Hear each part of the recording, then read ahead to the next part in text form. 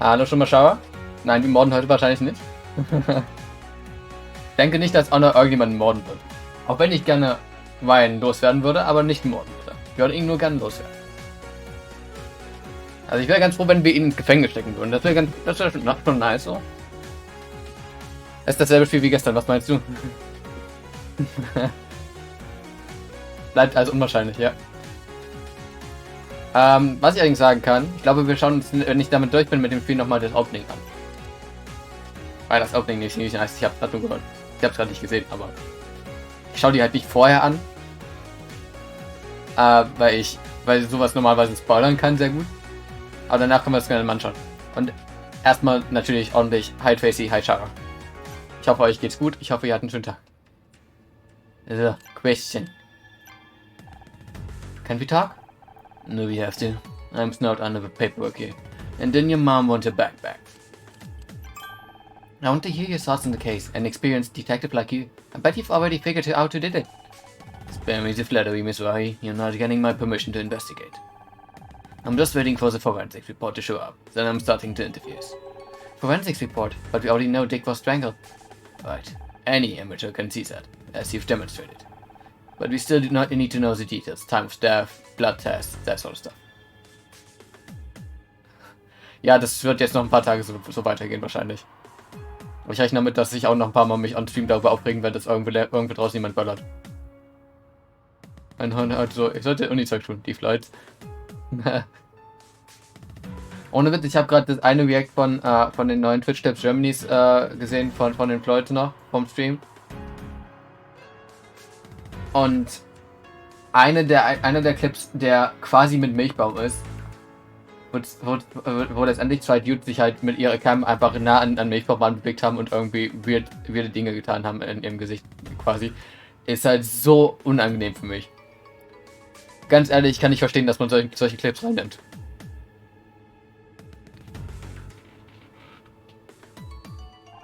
I'd rather be collecting evidence instead of waiting for paperwork, but I've got to make sure I follow procedure to the letter after what happened on the last case. I can't help but feel kind of responsible. Good. One of many reasons why I don't want you getting involved again. What's about the paperwork? You never struck me as an academic type. Depends. Captain's orders. I've got to do this one strictly by the book. Everyone at the station has been giving me help since the case at your studio.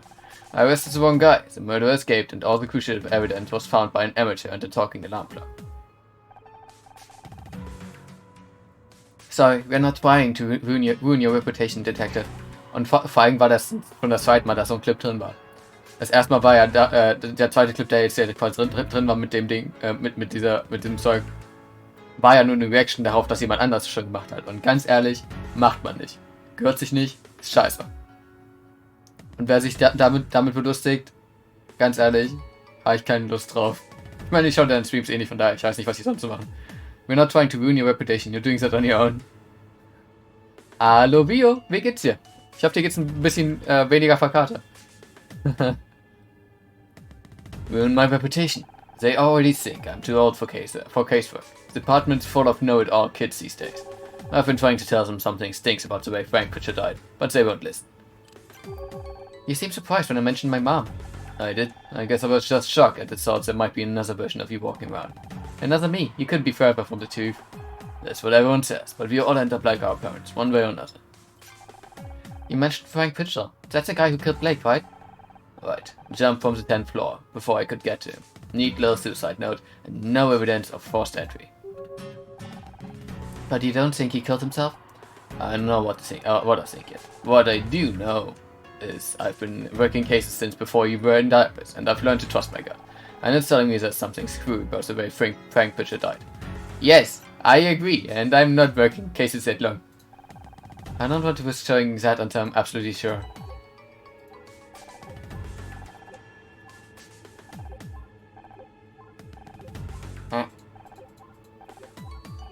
Okay, sehr schön. Gut, dass wir das geklärt haben. Kann ich auch irgendwas hier finden? Ja. Was? Okay, 10 mal 10, das sollte klappen. Ne, 10 mal 15.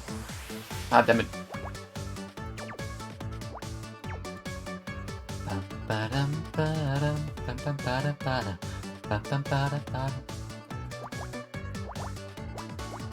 Zack. Geht und dir? Ich würde sagen auch okay. Mir geht's okay.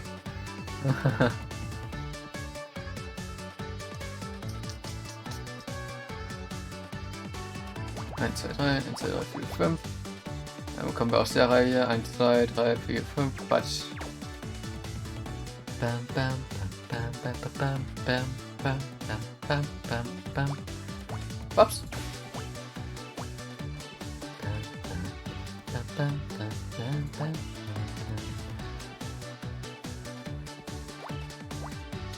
Ich bin mal im Lurk ein bisschen Pummelparty spielen. Pummelparty, sorry. Viel Spaß dabei.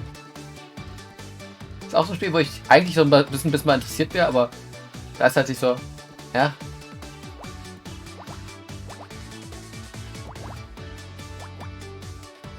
Aber ja, danke für den Lurk schon mal. Und bis denn. Und so. Quatsch, Quatsch, Quatsch, Quatsch.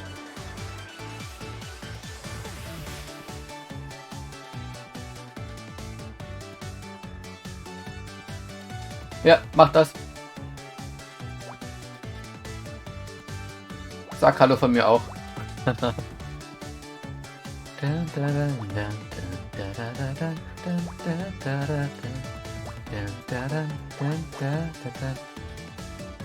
Batsch, batsch.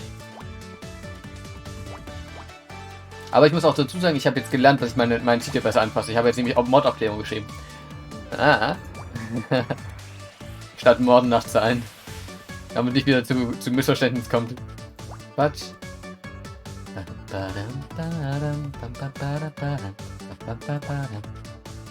1, 2, 3, 4. Batsch. Dann kommt das dahin. Da kommt ein Kreuz hin. Ich weiß bloß, dass das hier nichts ist.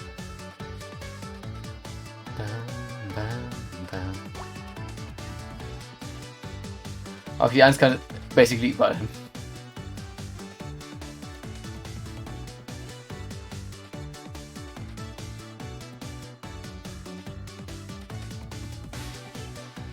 Oh wait, die 6. 1, 2, 3, 4, 5, 6. Zack, damit kommt das da auch nicht dahin. Und da kommt auch nichts hin. 1, 2, 3, 4. Ja, passt doch nicht. Ich muss noch 1 Merit kriegen, dann kann ich mit der 4 1 anfangen.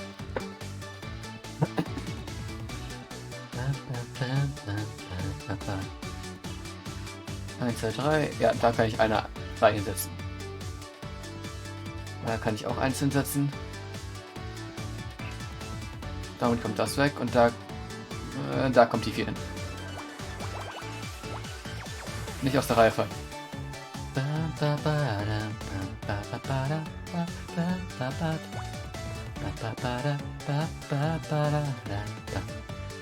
1, 2, 3 passt noch nicht, da ich da irgendwas machen kann mit.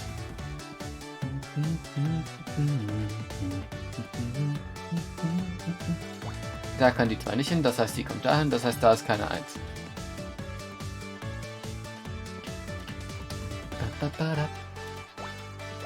3. Quatsch, Quatsch. Das kann da nicht hin, das kommt dahin, damit kommt das dahin. Damit kommt da nichts hin.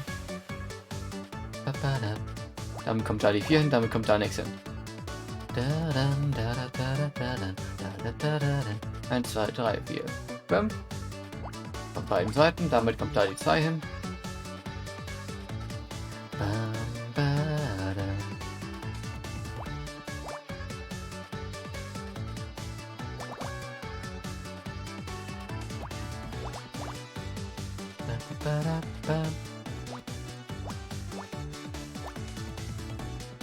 Wait, what? Oh. Da muss die 2 hin. Da muss da die 1 hin. Ups.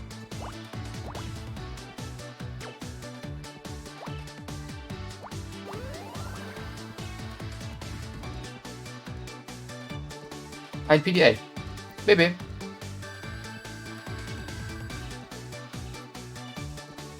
Ich habe gar keine Paprikas zum nebenbei snacken. This must belong to Dick. Looks like it's password protected. Can you hack into its car? Sorry, Honor. This is a little embarrassing, but I don't have the right cable. I can only interface with devices bearing an RS-232 port. This device interface is proprietary. Ja, generell irgendwas zum nebenbei snacken. Ich habe halt hier noch so 2 Gummischlangen. 2 sind es, glaube ich. Vielleicht 3. Aber das war's. 2 sind's. Dann sind auch die alle. I need some kind of adapter to connect to the PDA. I can't access the data without it. Got it. Well, let me know if you see one around here. I think we found everything we can in here, at least while Cross is watching. A password-protected PDA and a medallion. Is that enough to crack the case? I don't know about the PDA, but the medallion definitely raises some interesting questions. If Dick doesn't drink alcohol, then the whiskey and the flask it was built from is a direct link to the killer. Ja, schlechte Teamvorbereitung nicht, ich habe einfach keine Paprika mehr. Ich musste heute, also ich habe heute ein bisschen gekocht, ich habe heute Suppe gemacht. Das heißt, ich habe die Paprika, die noch nicht angeschimmelt ist, da reingearbeitet. Die andere Paprika muss ich wegwerfen. Und von der anderen Paprika habe ich, von der möglichen Paprika habe ich auch nicht alles verwendet. Waren mir ein bisschen schnell schlecht, die Dinger.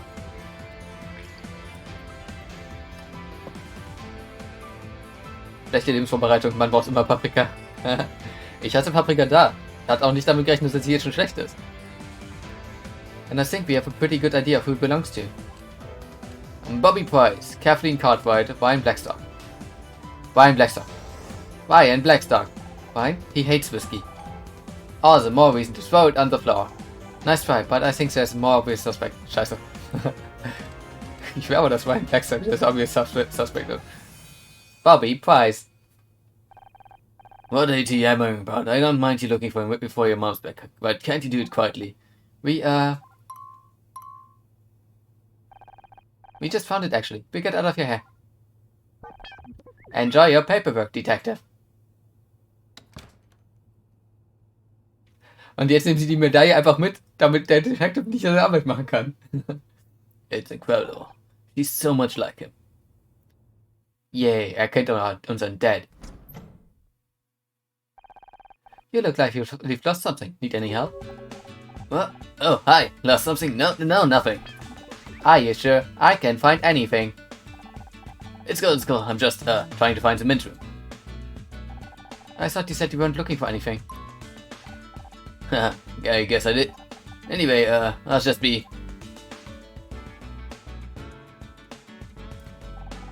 Well, that was weird.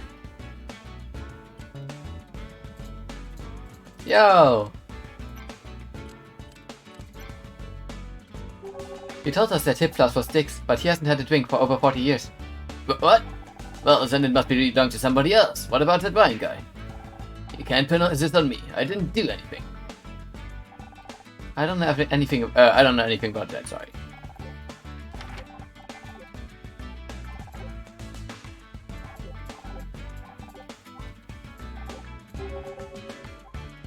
Ne.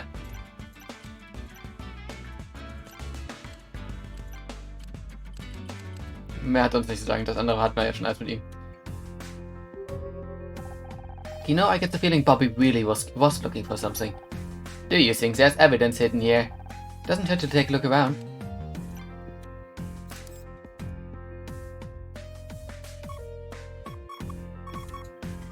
Puzzle ist da. Okay, 10x10. Aber eins der schlimmsten Arten von 10x10. Oh no, fuck you. Oh, baby. 1, 2, 3, 1, 1, 2, zurückgehend. 1, 2, damit kommt das weg. 1, 1, 2, 3, damit ist die 3 set in stone. Ich muss jetzt echt mit solchen Dingen anfangen. 1, 2, 1, 2. 1, 2, 3. Bap, bap, bap. Bam, bam, bam, bam, bam. 1, 2, 3, 4. 1, 1, bup. 1, 2. Okay, ihr beide dürft bleiben.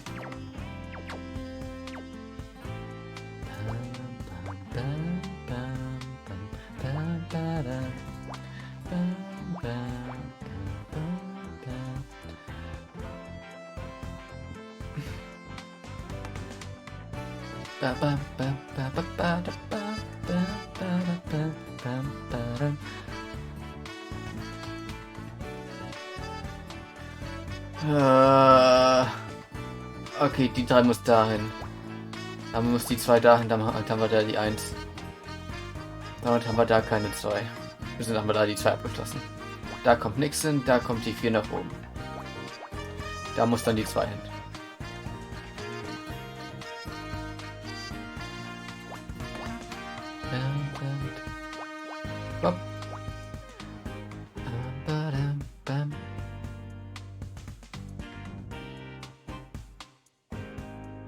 Okay, dann darf da nichts hin. Das heißt, du kannst dahin, du kannst dahin. Batsch, batsch.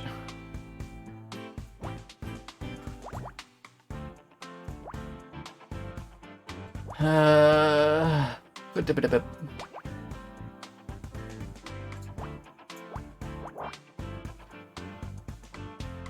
Ich habe in der dritten Spalte aus Versehen was gelöscht. Was habe ich denn da gelöscht?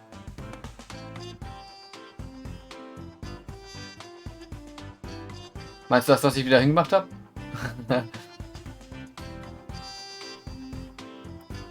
So, da muss die 2 hin. Das heißt, da kommt das nicht hin. Das heißt, da kommt nichts hin. Das heißt, die 2 Jahre dahin. Ja, jetzt hast du wieder hingeklickt. Nice. Ich habe es unabsichtlich wieder hingeklickt, by the way. Ich habe nicht mitbekommen, dass ich gelöscht habe.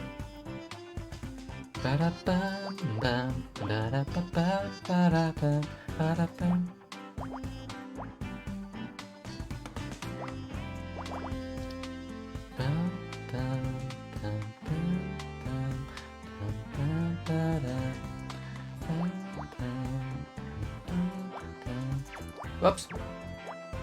Komm wieder hin, danke. Das ist die 1, das ist die 1. Ich dachte mir schon, dass du das nicht absichtlich weggenommen hast, weil die Teile ja fest stand. Ja.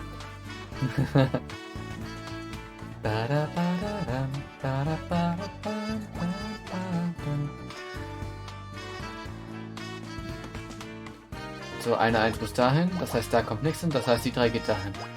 Das heißt, die 1 kommt dahin. Die 2 kommt dahin, da kommt nichts hin. Da kommt nichts mehr hin. Da kommt die 1 hin, da kommt das hin. Warte nicht, Sado, du weißt, was ich meine. Ja, ja. Also ich wusste, was du meinst. Das ist alles okay. Dankeschön. Okay, wir haben ein Taschentuch gefunden. Nice. Bringt uns sicherlich weiter. The silk handkerchief. That's weird and kind of gross. Perhaps Bobby dropped it when he left. Maybe he doesn't strike me as a silk handkerchief type. What do these embroidered letters indicate? Don't sneeze. DS. Scout. This must belong to Dick Stanford. But Dick died in his dressing room. What's this handkerchief doing here? And why does it smell like whiskey?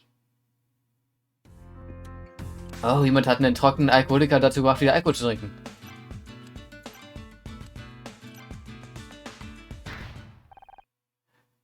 Where did he get that? We found it in his main hall, right where you were standing earlier. It's not mine. I know, the monogram says it was Dick's. That's great. I mean, that's great detective work. The weird thing is, it smells of whiskey. Maybe he likes the smell. Scout, would you join me in the dressing room for a second? Why, Honor? Yes, let's go.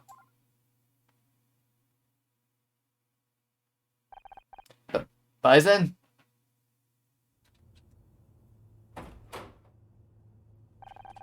Are you ever going to let me finish this damn report? You don't need to. We've got all the evidence you need. You've been investigating. Do you even realize how much danger you're putting yourself in? There's this dragon out there. I know, and if you think it's Bobby Price, he wanted revenge on Dick for sabotaging his TV career. Dick hated him for taking over Backtalk. He used his influence to attack Bobby in the past. Bobby's ratings hit rock bottom. He's on the verge of cancellation. And tonight, Bobby had to sit and watch as a guy who was ruining his career got a Lifetime Achievement Award. That pushed him over the edge. He waited backstage for Dick to go back to his dressing room and then strangled him. It's a nice theory, but the only thing tying Bobby to the room is that hip flask, and he says it belongs to Dick. That's where our new evidence comes in. Handkerchief and PDA, medallion and handkerchief. We found Dick's sobriety medallion. He's been sober for over 40 years. Which means Bobby was lying. The hip flask is his. The sobriety medallion? Where in the hell did you find that? In here, detective. In here. You said you were looking for a handbag. Yes, Scout, we did say that. It's not about who found what, it's about coming to the right conclusions. What a load of crap. Where did you learn that? Amateur Detective Monthly. You said it earlier this evening. Well, you can't just... I can't believe I'm getting outsmarted by a toaster oven. Which brings me to the issue of Dick's handkerchief. When we found Bobby backstage, he was clearly looking for something, so we had to look in the main hall around where Bobby had last been. And we found a silk handkerchief that wasn't there earlier. That thing, it stinks of booze. I think something happened to make Bobby nervous, really nervous, so nervous he needed a drink to calm his nerves. You think he killed Dick? He has the means, the motive, and the opportunity, but he wasn't prepared for how it would affect him. He was shaking so bad he dropped a sip flask. And what about the handkerchief? He just killed Dick and spilled his drink everywhere. He was desperate to clean up the evidence and get out before anyone found him. So he grabbed the nearest piece of cloth and used it to mop up the spill. And the fingerprint on the doorknob as he left. I'll be damned, Adolphus. Not bad for an amateur, huh? If it wasn't for this goddamn report, out to hell with paperwork. I think it's about time I had a chat with Bobby Price. But don't start congratulating yourself just yet, Miss Wahi. This isn't over. So, that's the evidence against you. Anything to say for yourself? I didn't mean to do it. I just wanted to talk to him. You calls it that talking? I'm guessing you didn't like his answer. I didn't get an answer. He came backstage with his award and completely ignored me. Walked straight past, like I didn't even exist. I put up with a lot of his crap since I took over Bacton. But that was too much. I busted down his door and... But I didn't want to kill the guy. I just got carried away. I swear, I barely touched him. He got poisoned! Deswegen die falschen Blumen oder sowas. I don't know. Das ist meine... Wir haben mal wieder den falschen Guy, der halt zur falschen Zeit an falscher Stelle war. Ich meine, wir haben auch erst einen T-Wave, von daher es gibt noch mehr zu suchen. Not knowing your own strength with no defense against murder, Mr. Price. I'm taking you in. Don't go anywhere, Miss Wahi. We still need to talk about this detective hobby of yours. Where were you? You missed the fireworks. Is Detective Cross still here? No, you just missed him. You left with Bobby. What's up? An urgent package arrived from him. I told the police officer I would give it to Detective Cross personally. And they just let you have it? I told them I'm Detective Cross's new personal assistant. They seemed impressed. I think I preferred you when you didn't know how to lie. What was the delivery? I'm not sure, but it must be important. Das ist der medizinische Report und er sagt uns, dass ein Dude, McDillison, vergiftet wurde. Dick Stanford. Ob er in Stanford war?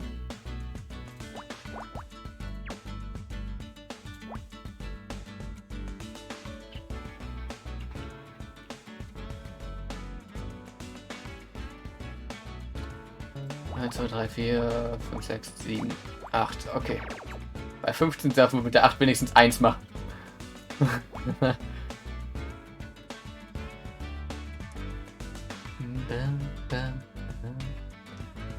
Da kommt nichts hin, das heißt da kommt nichts hin, das heißt da kommt nichts hin. 1, 2, 3, 4, 2, 8, 4.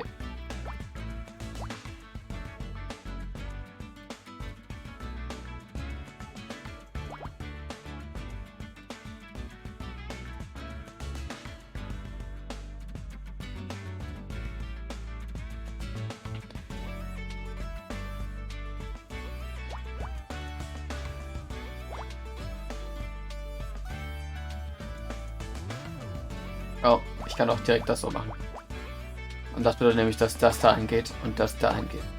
Ne, nicht vollständig dahin geht, aber ein bisschen dahin geht. So, damit kommt das weg. Damit kann da nichts hin. Damit kommt das weg. Ah, das kommt sowieso weg. Wupp. Damit kommt auch das weg und das weg. Und das weg. Aber das wäre sowieso weg gewesen. So. Wir können jetzt hier noch eins nach oben gehen. Das kommt auch weg. Damit kommt das hin. Das. Batsch.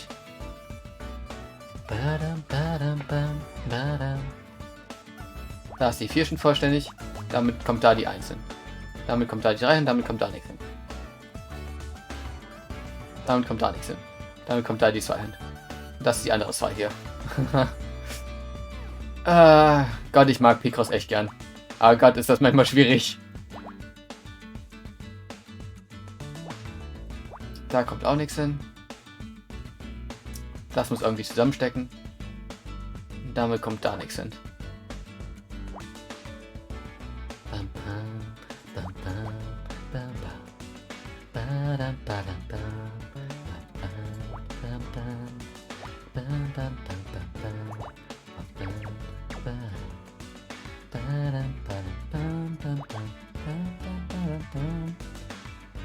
Die 4 ist vollständig.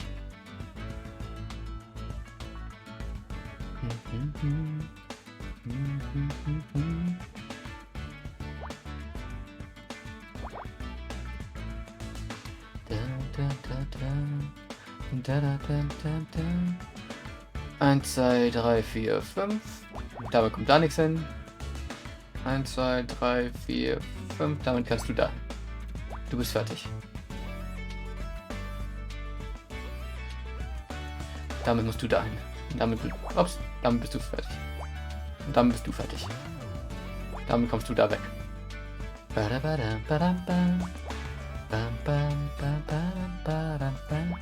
Damit kann das da nämlich nicht hin. Und damit kommt das dahin. Damit kommt da nichts und damit kommt das dahin. Damit ist das nicht. Damit kommen die beiden dahin. Das ist dann so. Da kommt die 2 hin. Dann kommt die eine 1 dahin. Damit ist diese Reihe voll.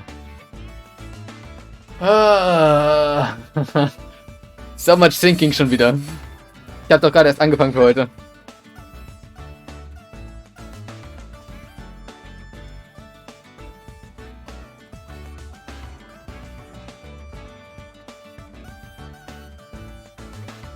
Okay, selbst wenn ich dahin das mache, dann kommt da die 5 hin. Damit kommt da nichts hin, damit kommt das dahin. So, damit kommt da das hin. Das geht dahin. Das geht dahin. Das muss dahin. Da kommt nichts hin.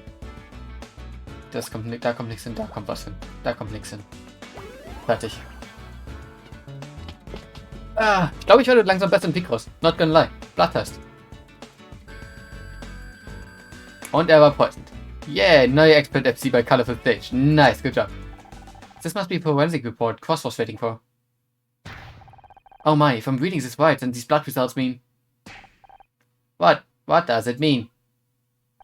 As it takes us to Cross, this changes everything. What changes everything? Why does no one tell me anything? Detective Cross, where's Bobby? Talking to his lawyer, why? Big's blood test came back and, well, see for yourself. I don't believe it, this says. And that means... Bobby Price couldn't have killed Dick Stanford because he was already dead. I don't understand. Bobby confessed. The robots got a point, and there were strangulation marks on Dick's throat. I never said Bobby was lying. He did strangle Dick, but that wasn't what killed him. According to the blood test, Dick was poisoned. Ich bin einfach viel zu smart für dieses Game. Oder die Aufgaben sind zu simpel, damit ich es verstehe. Eins von beiden. Wahrscheinlich sind sie einfach simpel. Ich meine, ich freue mich auch bald über jeden Hard FC noch, dass ich schaffe. Und daher, ich habe noch nicht mal einen Expert FC in der Colorful Stage bisher gehabt. Ich glaube, ich habe bisher 1 auf Expert gespielt. Weil ich da den Hard FC schon hatte. According to his blood test, Dick was poisoned. He died before Bobby even laid a finger on him. You're telling me Bobby Price strangled a corpse? I don't even know if that's illegal or not. Technically not. No worries. But that means whoever killed Dick is still loose. Not for long. We've got that whole building in lockdown. Whoever it is, we've got them cornered. That means there's still time. Let's go. Wait a second. How did you get out of this building? One of your officers thinks I'm your personal assistant. Gee, I don't know how they got that idea. You know, you two make a great argument for early retirement. What happened to Bobby now? He's out on bail. On one of the benefits of being a TV star, I guess. Good lawyers. So he's gone? What if you still need to question him about something? He's not going anywhere. One of the conditions of his pay is that he cooperates with the investigation. Don't forget, I've done this 100 times. I know what I'm doing. Unlike you. Detective, I saw you taking Bobby Price into custody. I always knew he was trouble. In that case, I'm sorry to disappoint you. He's innocent. Innocent? Are you sure? I found the evidence myself, Mom. Dick was poisoned. But don't worry, we'll catch the real killer soon. I've had just about enough of this. How many times do I have to tell you? You are not detectives. But I don't want to hear it. I didn't slide when it was about your friend. But this, you're out of your depth with Miss Vari.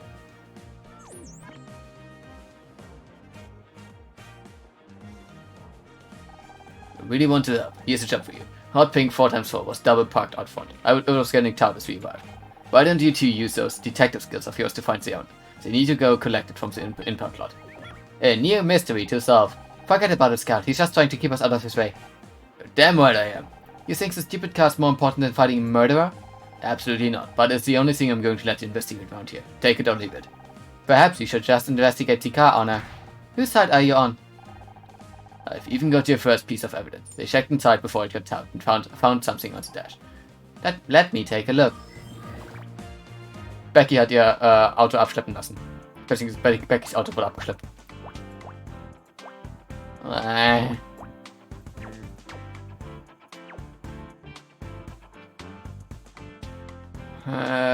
Eins, 2, 3, 4, 5, 6, 5,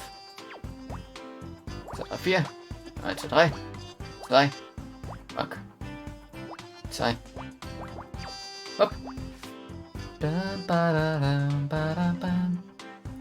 1, 2, 3, 4, 5, 6, 7, 8, 9, 10, 11.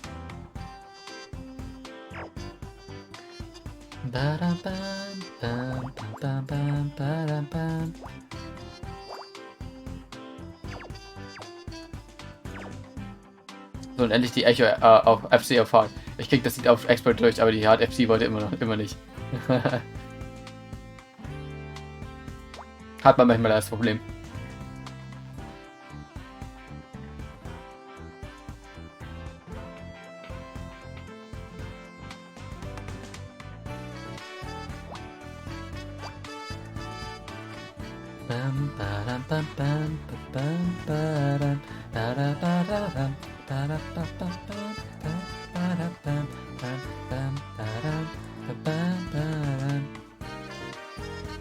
Eins, 2, 3, 4, 5, 6, 7.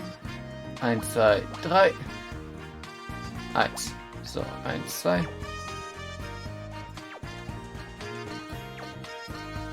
Zack.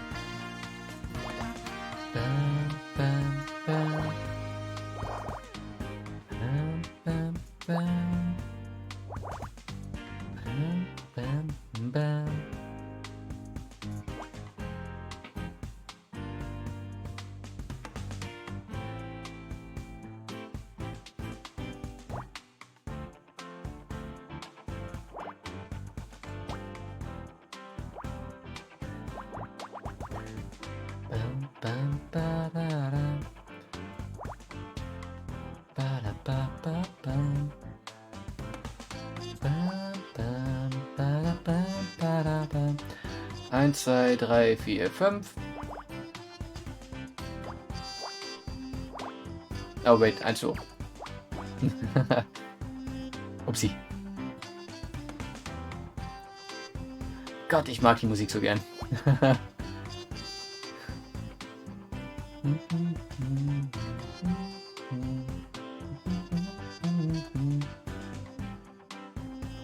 Okay, 3 muss dahin. 2, 3.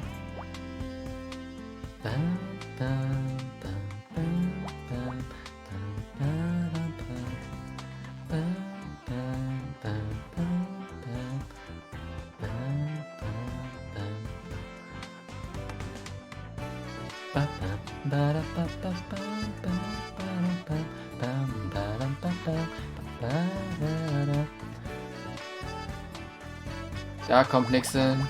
Und da kommt nichts mehr hin. Und da kommt nichts mehr hin. Und damit kommt da nichts mehr hin. Damit können wir das ein bisschen erweitern. Und so auch das. Ja. Damit ist das raus, das raus, das raus.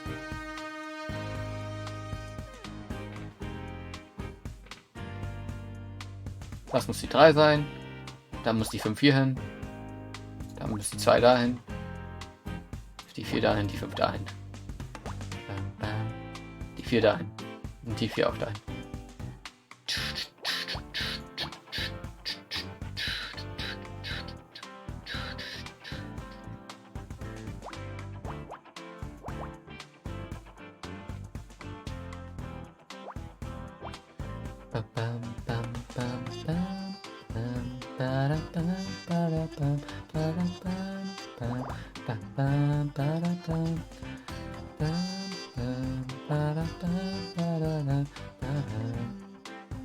Wait, warum ist da? Achso, da ist da die 1.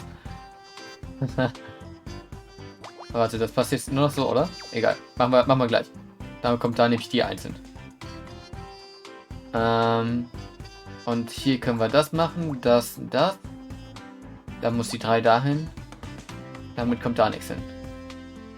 Damit kommt die 3 dahin.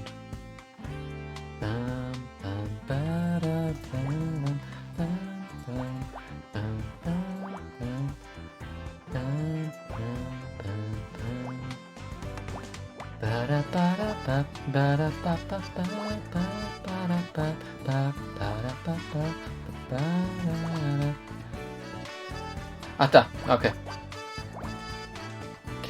Bob.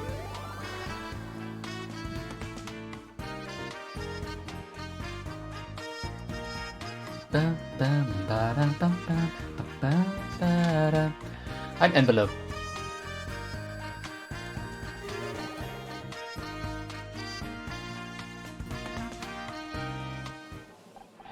Aha, it seems to be a letter.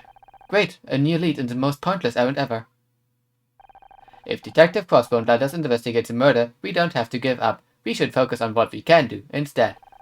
He only gave us this dumb job because he wants to keep us out of his hair. How does that help? That might be what he intended, but we can still use it to our advantage. He has given us a chance to show what we can do. You're right, Scott. Up until now, he's always been there. But now we can prove that we can handle something without any help. Right, we just had to find who this letter was sent to. Nothing we can't handle. We are a team after all, so what does it take? I can't make it to the awards tonight, sweetie. Your idiot father is remodeling the kitchen again. I hope this cute car makes up for it. Lots of love. Mom. I've got a pretty good idea who this belongs to. Yes, Becky.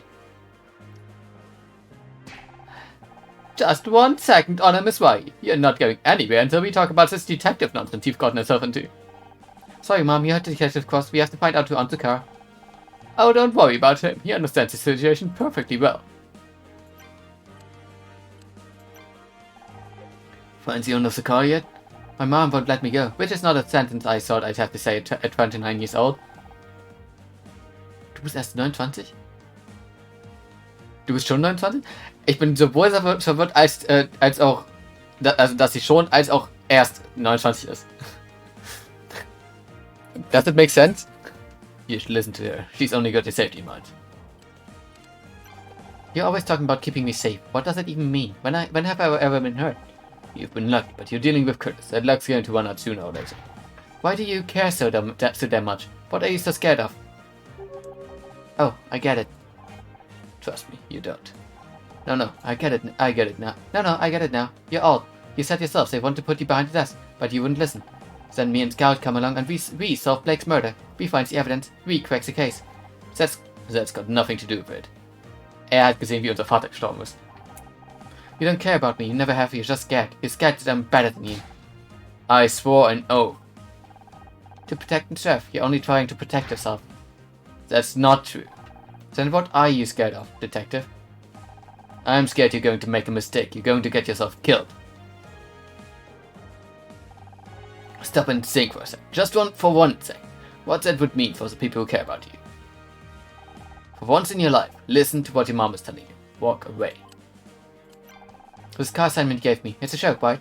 I don't make jokes. Do you at least have any leads besides that letter? Now you need my help? You'd think finding the owner of a bright pink car wouldn't be too difficult. You keep talking about what my mom wants. What about what I want?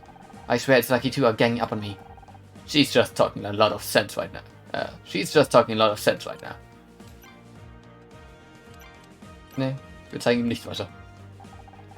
So, you're doing detective work now? About this whole detective thing, it's hard to explain. But why? Why do this? You had the job you wanted on that stupid TV program. I lost the job, Mom. Someone wanted me off the show so badly that Blake got killed over it. I can't go back. So find another show. There must be others. God knows there's enough crap on TV these days. You should be happy. You never wanted me to be an actress anyway. Happy? Happy that you're risking your neck chasing down murderers? You're damn right, I don't agree with it. Have you lost your mind? After everything that happened to your father? How can you even say that? Turns out Dick was poisoned somehow. We're still trying to figure out exactly what happened, but... Anna? Stop! But you love Dick Stanford. Don't you want justice for him? Of course I do, but not from you. You heard Detective Cross. If you want to investigate something, you find out who owns that car and then go home. How can you say I've forgotten what happened to Dad? I flew back that night. I quit college. Then you know damn well why I can't let you go down that road. He spent his whole life chasing criminals. Look where it got him. I think if he was here, don't you dare try to tell me what he would have wanted. I knew him a lot longer than you did. You know what? You're right. I didn't know Dad very well. He never talked to me. Don't be ridiculous. He talked to you. You did lots of things together. He read to you every night. I know. Philip Marlowe, Sherlock Holmes, Poirot. I don't know how to. Wie spricht man das aus? Poirot. Poirot. He introduced me to all the great detectives, but never himself. That's not his fault. It was hard enough for him to talk to me about his work. You were just a kid. He was my dad. Didn't I deserve a chance to know him? All I have left is a fiction. It's not the same. You can't put yourself in danger just to feel closer to your father. Focus on the memories he left you. The photographs. That's why he gave me his locket. I would have given it to you soon if I had known what you were doing. It was good to see Dad at the Brown Derby again. Did you take the photo? Me? I never went to the Brown Derby. A western that looks like a hat. Damn fool idea if you ask me. He always went there with his work friends, his captain, his partner. Wait, Dad had a partner? Forget about it, that's not important. He said Dad went to the Brown Derby with his partner. I don't remember Dad having a partner. Of course he had a partner, he was in the police force. Are you still in contact with them? If anyone could understand what I'm doing, it would be Dad's old partner. I think they'll tell you to listen to me and keep yourself safe. That's what your father would have wanted. Actually, they did tell me that ich gehe davon aus, dass Detective Frost der Vater von unserem Vater war.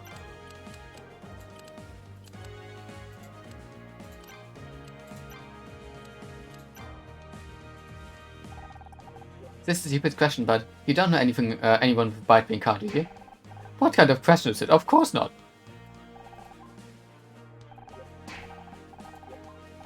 Why in God's name do you still have that thing? Is that how it wastes you to carry some filthy old wreck around in your pocket, ripping it out at people like some kind of magic trick? I knew all along Dick Stanford wasn't an alcoholic. He was a good man, cut down in his prime.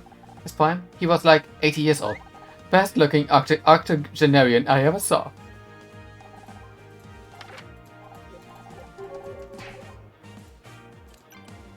What? I just found out my dad had a partner in the LAPD. Do you think he could help me find them? Sorry, I'm homicide, not missing persons.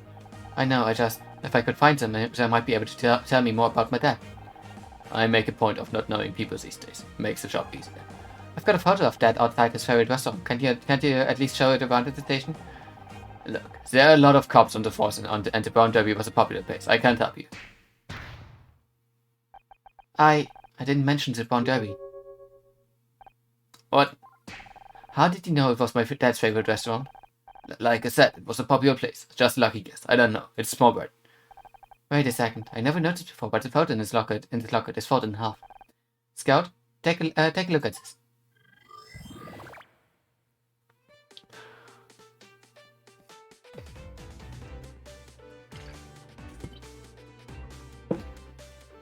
$1, Bier. 1, 2. $1,7. Nice! Das hat gepasst.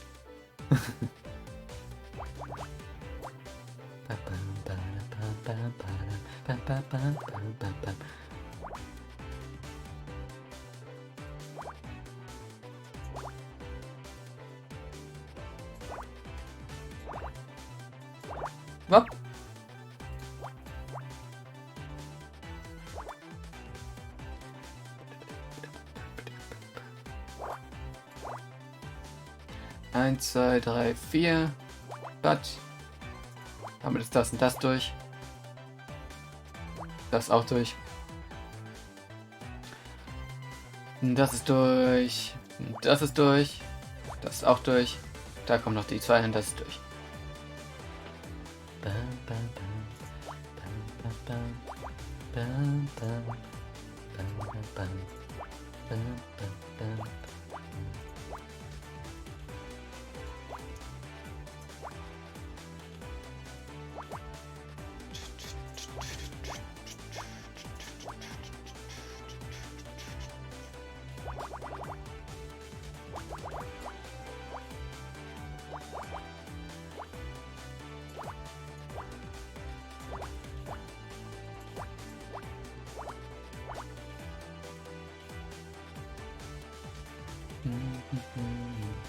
Eins, zwei, drei. Bob.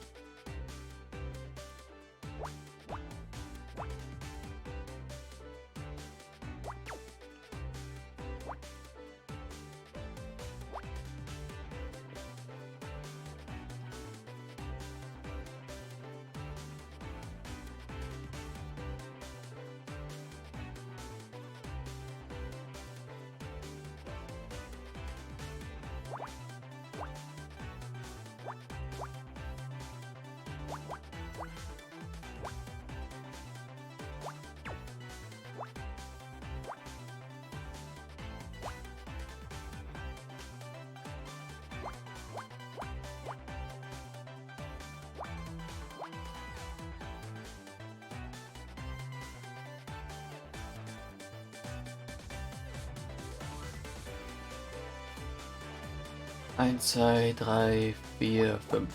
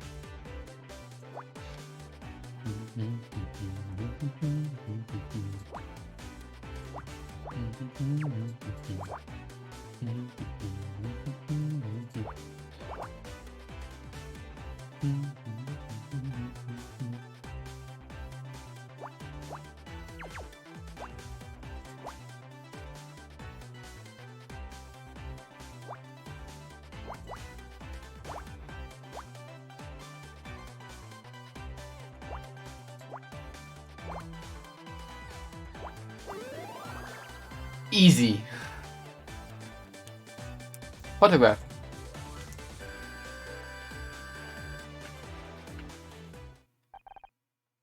I don't believe it. You're in this photo, right next to my dad. Fine. Yes, I worked with your father for 10 years. We were partners. All this time you knew who I was. Not at first. I hadn't seen you since you were a baby. Joshua always tried to keep work and family separate. But when I saw you working to solve a case, it all clicked. It was like seeing him alive again after all these years. Why didn't you say something? Like what? Oh hey, you know who you remind me of? My dead partner. Besides, it was never the right time. I need you to respect me as an officer of the law, not one of your dad's old friends. I thought you hated me. I was just trying to keep you out of trouble. Joshua saved my ass so many times out on patrol, the least I can do is return the favor for his daughter. Were you there when he...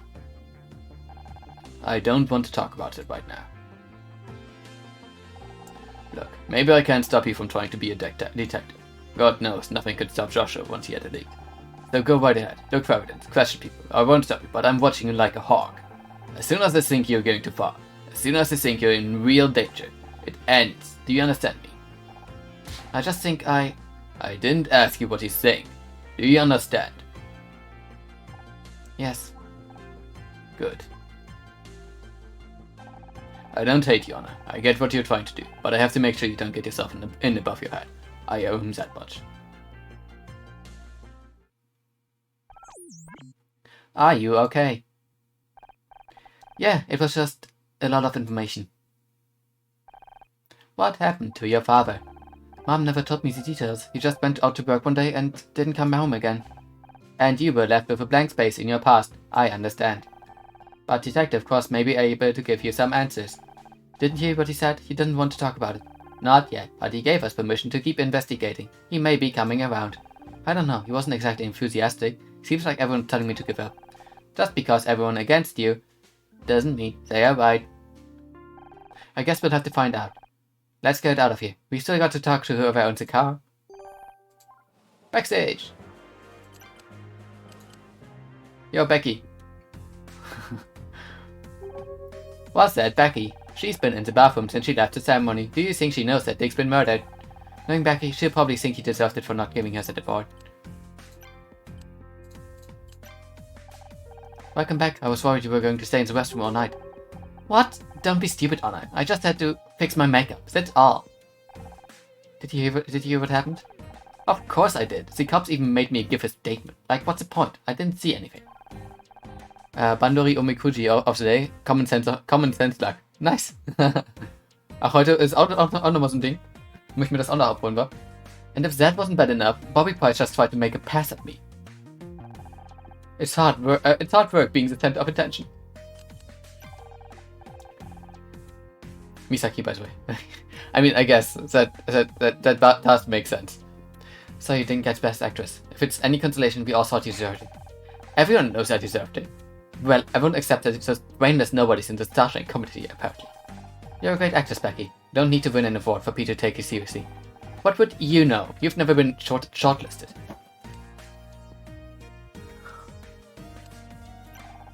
Pretty crazy what happened to Dick Stanford, huh? Nee, das wäre absolut nicht passend.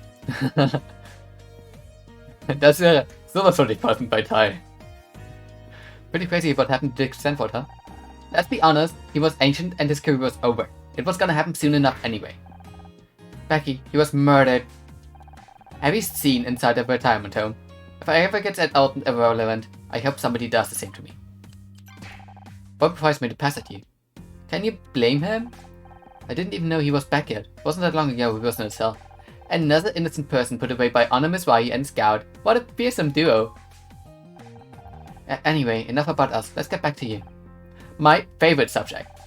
Bobby started telling me all about his TV show, as if that's supposed to impress me. Like, we all have TV shows. This is Hollywood. Still, he is kind of cute. And a spot on the talk show could be good for publicity. Just be careful, the case isn't over yet. He could still turn out to be the murderer.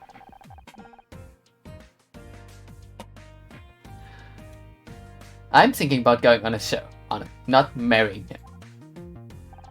I'm not stupid enough to make that mistake.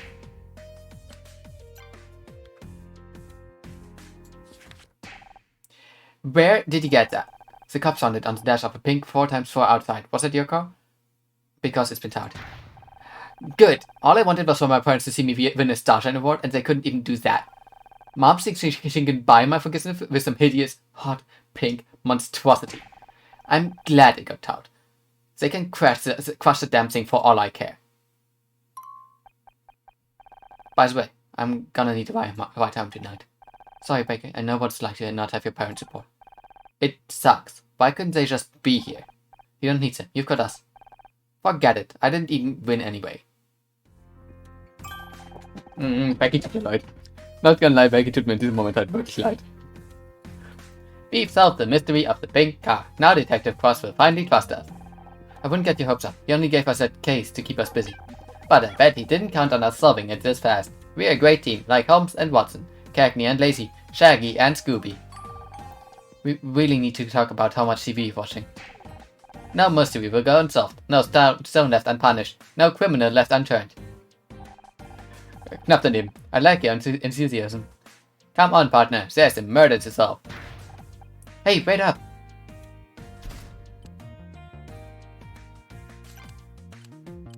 Main hall.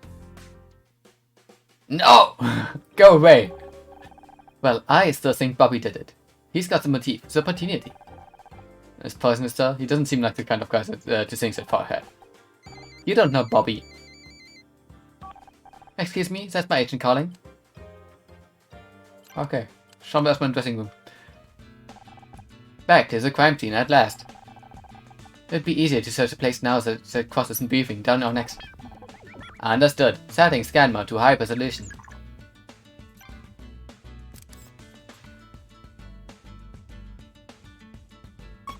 Ah, found it. 10x15, got it.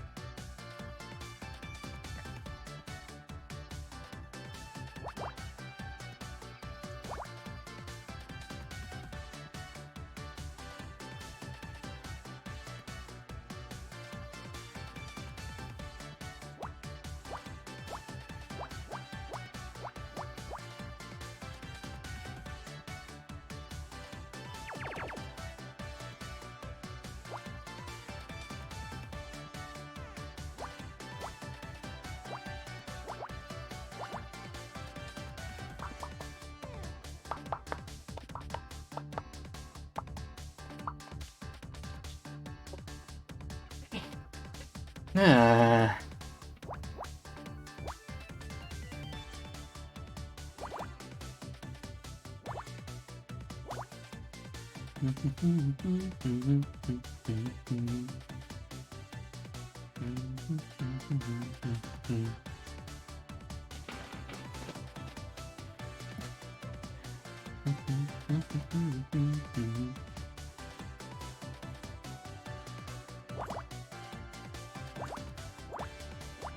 Ups.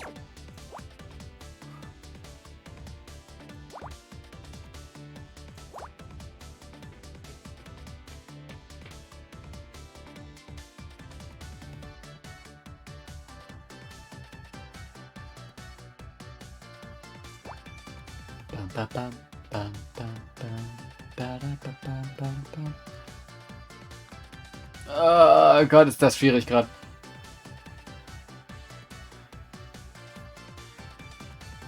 Wo habe ich noch irgendwelche Anhaltspunkte gerade? Oh, Baby. Ich weiß bloß, dass das hier die beiden einzelnen Teile schon sind. Das heißt, da geht's nicht weiter. Das kann ich sagen. Und theoretisch da auch nicht.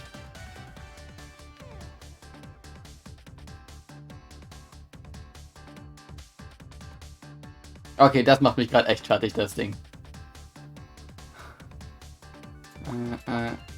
Okay, da geht's weiter.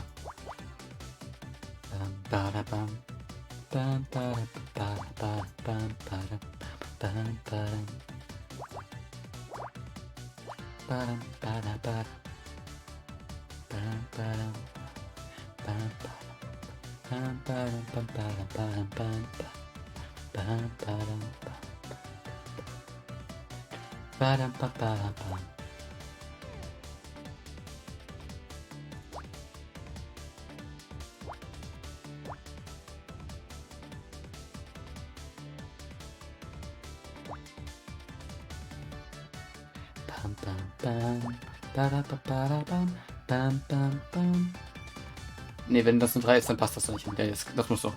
Damit kommt da nichts hin, damit kommt da nichts hin, damit kommt da die 3 hin. Damit kommt da die 3 hin. Da die 6.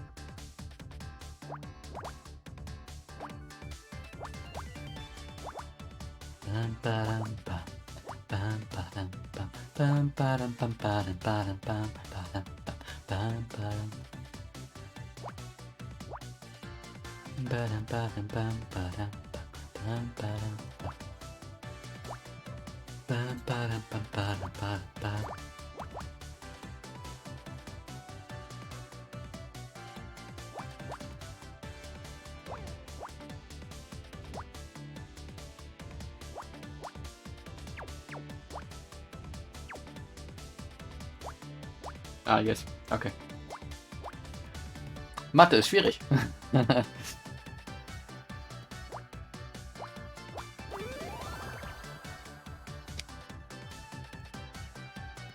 PDA Doc.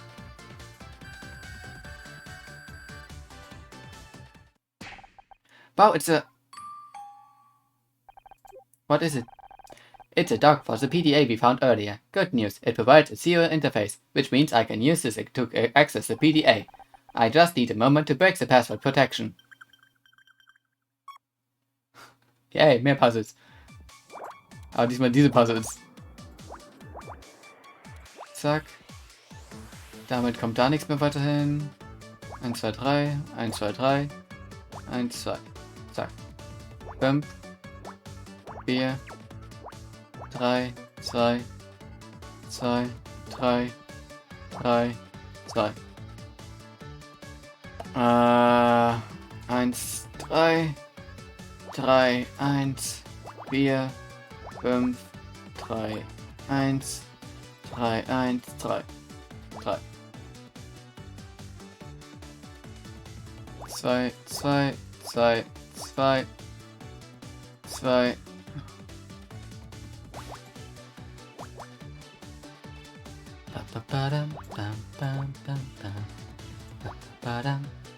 Nice. Diesmal hat man, glaube ich, auch ein bisschen mehr Zeit über als beim letzten Mal. I'm in. I have full access to Dick's files. Great. Was he working on anything recently? There is a spreadsheet file last edited earlier today. Best new comedy. 26,500 off the grid. Paid. Best actor. 33,750 Graham Nunner. Paid. Best actress. 30,760 Sarah O'Hara. Paid. They all Starshine Award winners. Dick must have been taking bribes for the awards committee. Honor, there is one more. Murder Miss Terry. Disqualification. $50,000. Paid. Someone paid $50,000 to disqualify us. Who? Well, who could it be? Could it have been? Vielleicht die Person, die $50,000 Scheck heute gezahlt hat.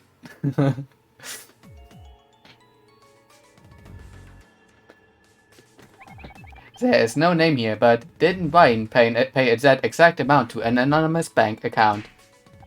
I think it's time we had a talk with my ex-husband. No! I don't want to. Ich kann die noch investigaten, das heißt, hier gibt's noch irgendwas. Right? Right? Ja. Oh no, warum habe ich mich dazu entschieden? 1.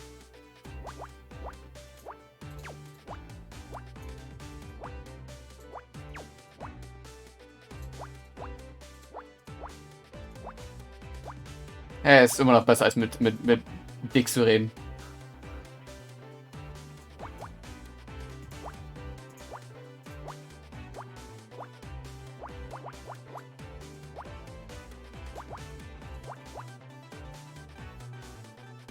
Warte, was?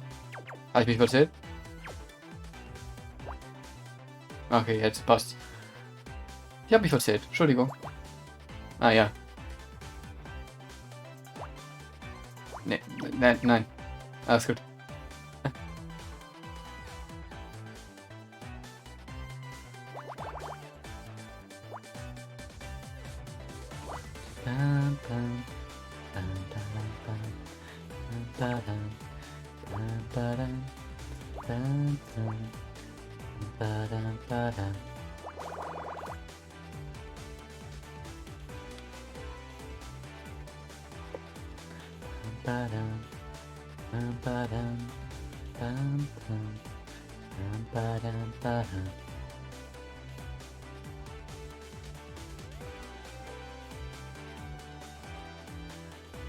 Eins, zwei, drei, Bier. 1, 2, 3, Bier. Upp, upp.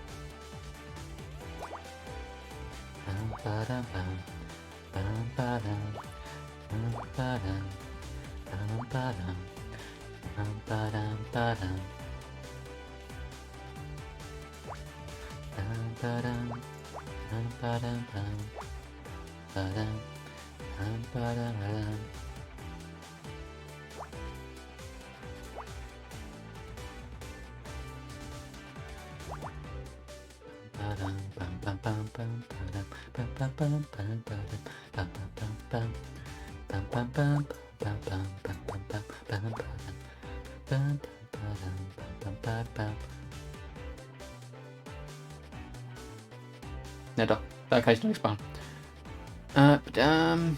Hier kann ich noch das machen und da das wegmachen.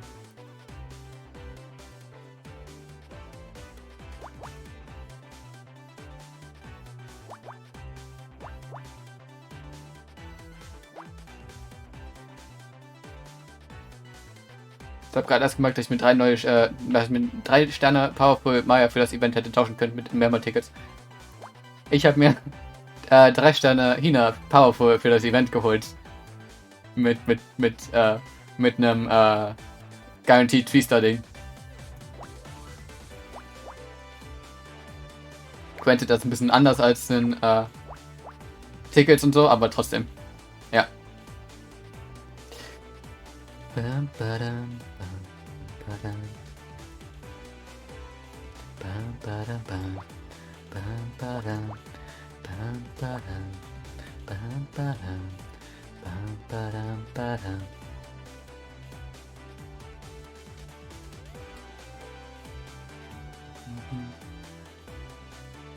Ich kann noch eins weiter dahin gehen jetzt. Oh ne, kann ich nicht. Ich kann bloß eins da wegnehmen. In einen Exchange für Voucher für zum 3 Sterne Saufsuchen habe ich auch noch. Ja. Dafür habe ich halt Hina geholt, weil ich keine gute Hina hatte.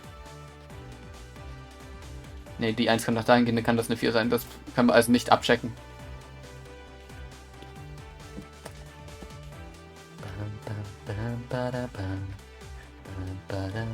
Da warte ich, bis ich mal wieder noch wen für ein Event brauche. Aber da gab es keine Power of Maya. Ist Maya die einzige, die für das Event fehlt?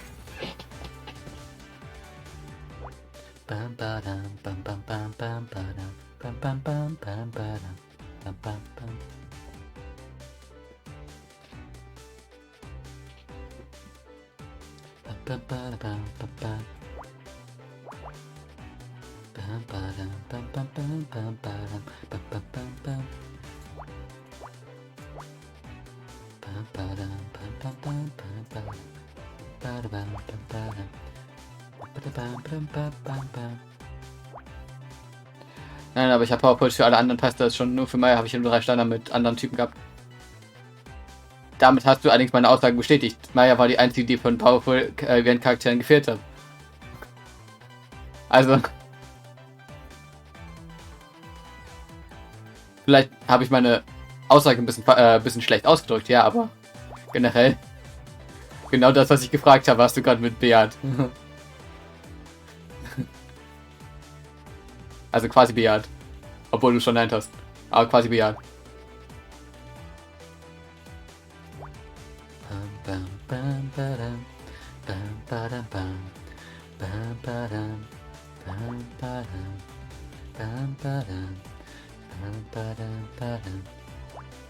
So, da muss die 3 hin. Damit kommt das da weg. Damit muss die 1 dahin.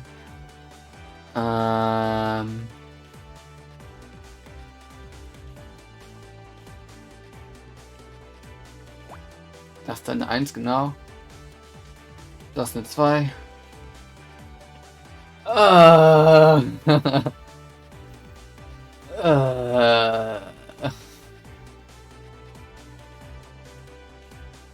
Da kann ich noch einen Part für die 6 machen. Dann kann ich das Teilen machen. Dann kommt das verbunden. Das ist komplett gelöst. Damit kommt die 2 dahin. Die 2 kommt dahin, habe ich gesagt. Damit kommt das weg. Damit kommt das weg. Damit kommt das und das ist da. Da kommt die 5 hin. Da kommt die 5 hin.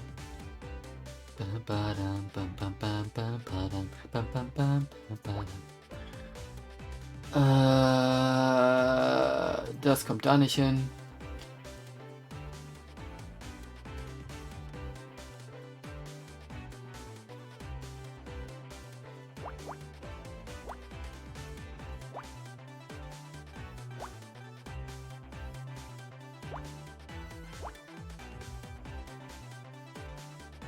Ist halt jetzt ein bisschen spät, weil ich schon fast alle Rewards beim Event habe mit meinem 52k Event Points am näher.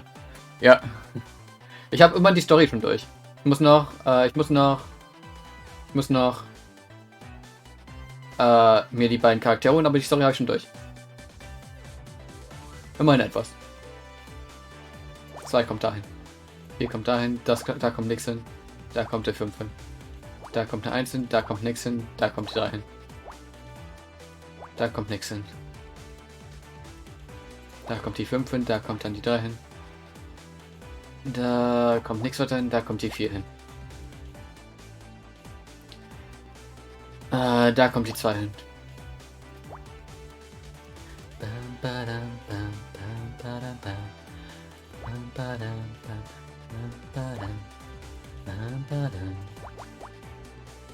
Da kommt die 4 hin. Da kommt die 4 hin. Und da kommt die 1. Hat mich ja bloß Ewigkeiten gedauert. Briefcase.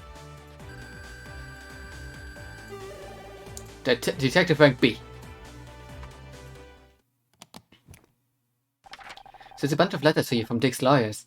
Says and deceased. LLP. I wonder if cease and desist.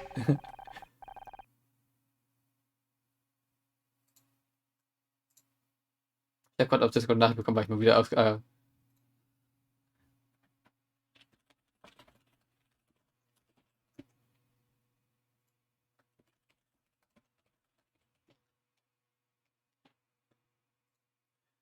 Dick was trying to stop someone from going to the press about him. It's right here in these letters.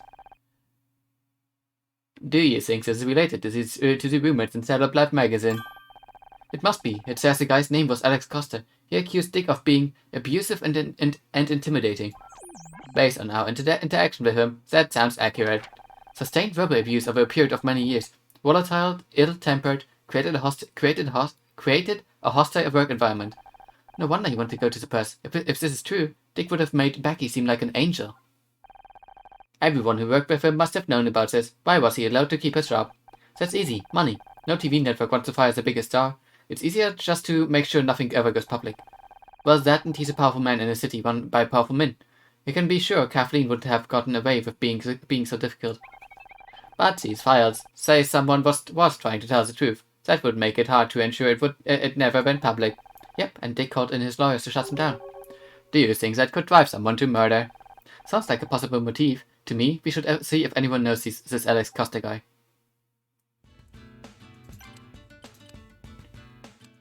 Hi, Becky. I like talking to you. I have literally no idea what you're showing to me. Scout, I do not want to hear about awards right now. I guess I'll have to tell her later when she's ready to hear.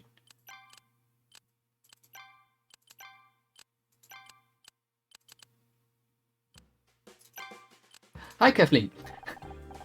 How's the investigation going? Is it true Bobby got released already?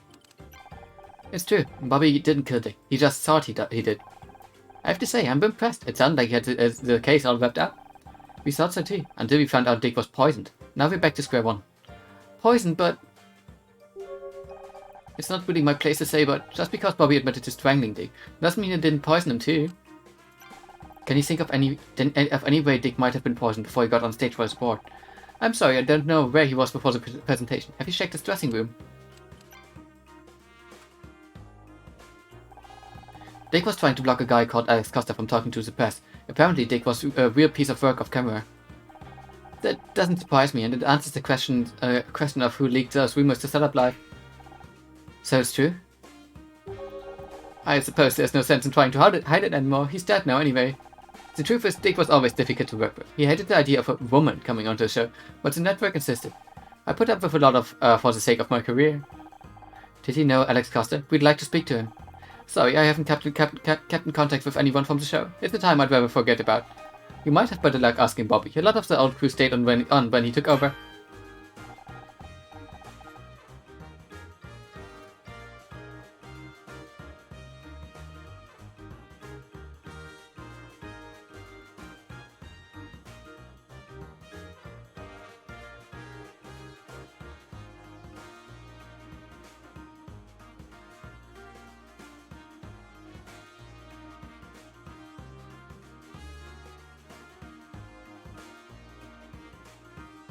Wait a second, that reminds me. I mean, I could be wrong, but any information you have could be useful, Miss Cartwright.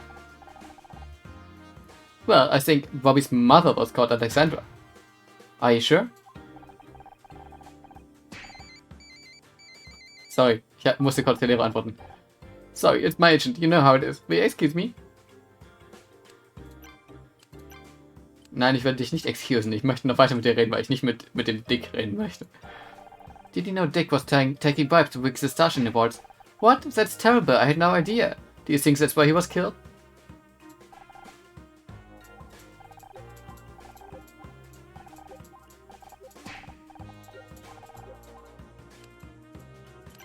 Der Lehrer ist mein Agent? Nein.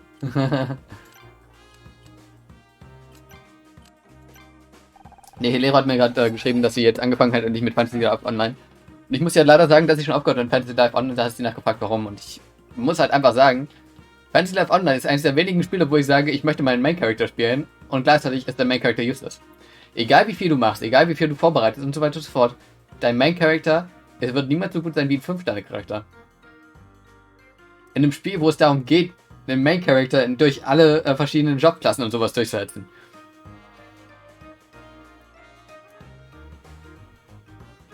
Wo du deinen eigenen Charakter kreieren kannst und so weiter und so fort. Und das regt mich auf. Sowas mag ich nicht. Wenn du mit viel Arbeit und sowas wenigstens gleich gut etwa werden kannst wie ein 5-Star, bin ich zufrieden. Quasi ein 5-Star, der original bei dir ist, mit dem du komplett arbeiten kannst und sowas. Und der Rest der 5-Stars macht halt die Dinge einfacher, falls du die ziehst und so weiter. Das ist für mich okay. Aber komplett im Late Game, dass dein Charakter useless wird, nachdem du quasi, auch wenn du alle 12 Jobs durch hast, auf Maximum Level und so weiter, darauf hatte ich eigentlich keine Lust. Here suspect was released without charge. You seem to be making a bit of his honor. I was wrong about Bobby, I admit it, but I'm not giving up. Good for you. Now here's the detective who even gave you a special assignment. We already solved it. Now we're looking for the murderer again. Is that so? Well, I'm sure you'll do your best.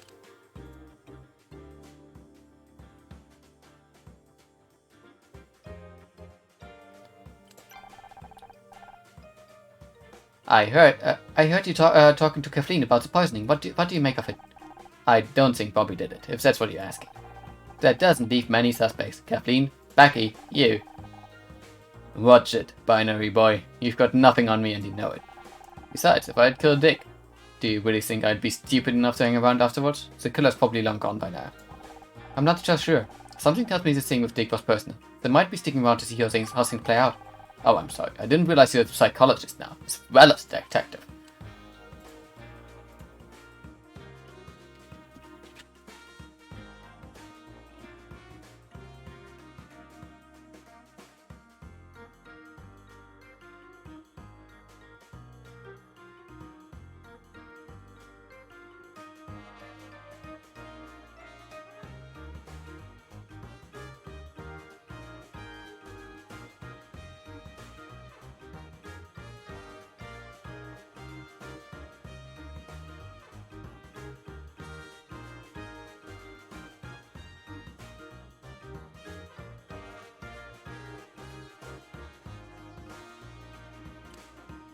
Sorry.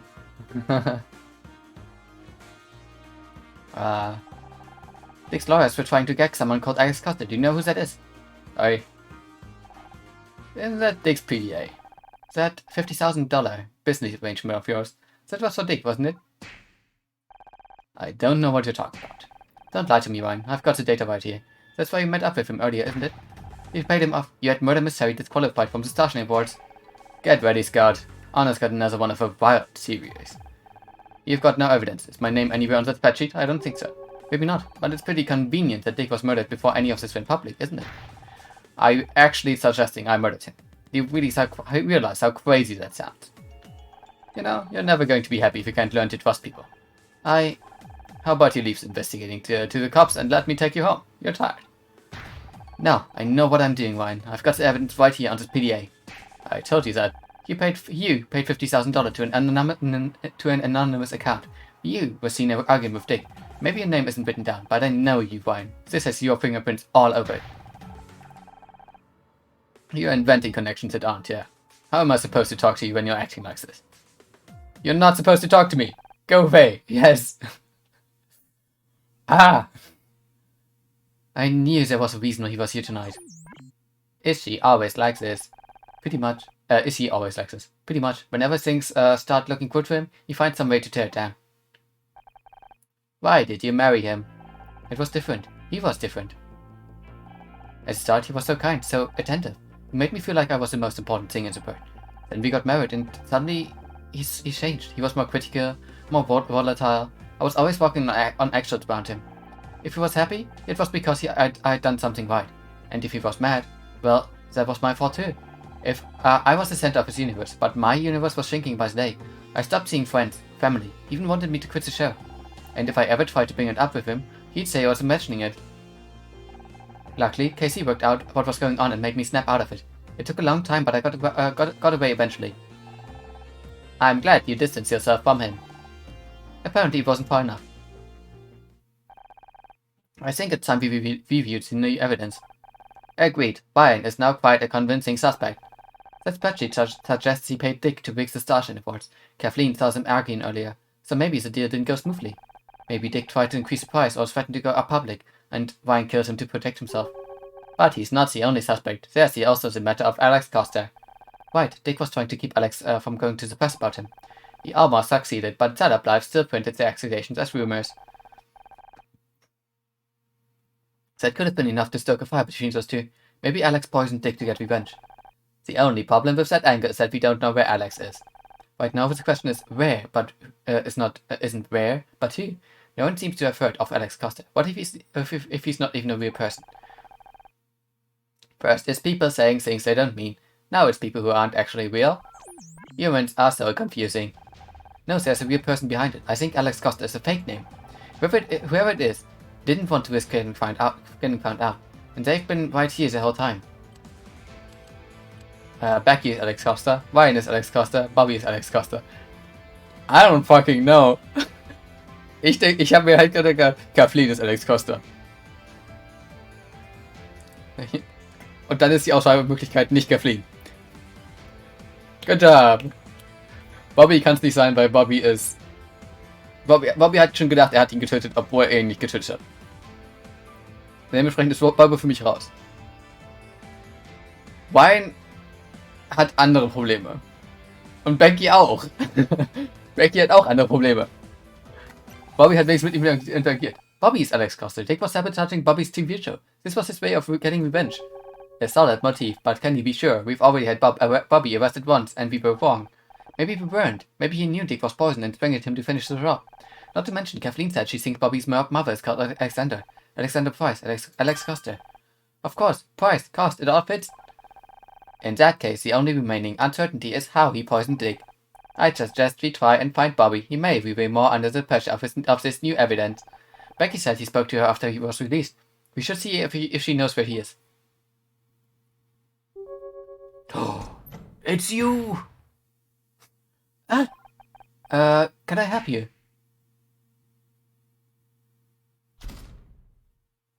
That was weird. Honor,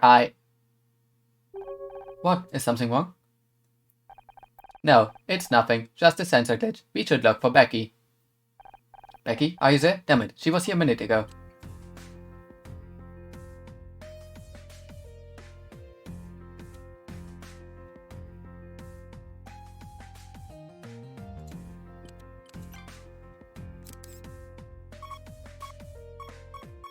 Ich sollte mich nicht so sehr von Discord ablenken lassen, auch wenn das Gespräch interessant ist.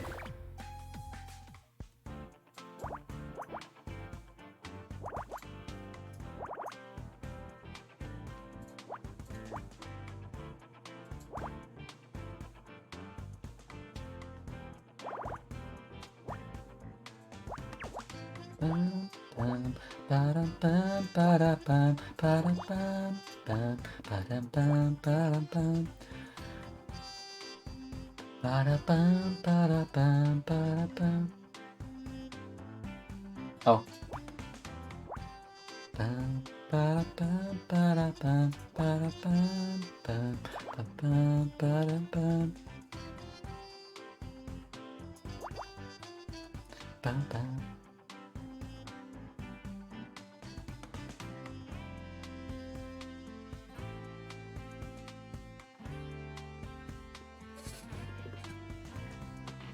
Ich guck gleich noch.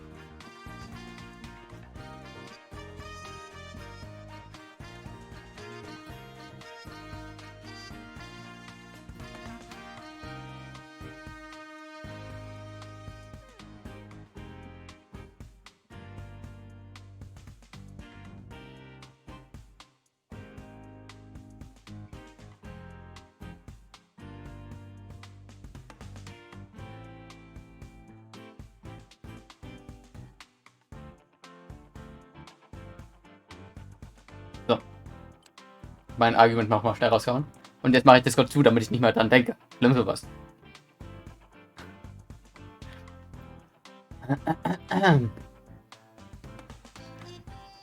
So, die 2 kann auch dahin. Das heißt, das kann ich noch nicht wegmachen.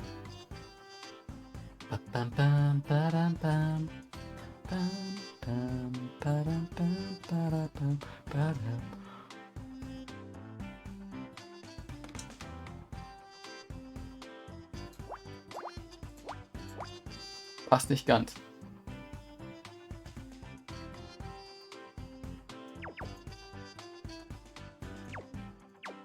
Aber ich kann es so machen.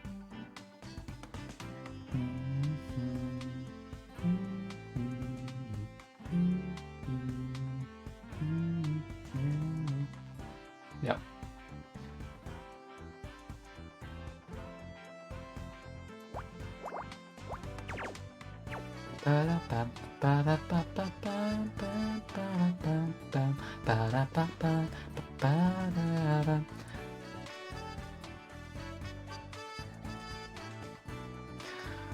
Aha!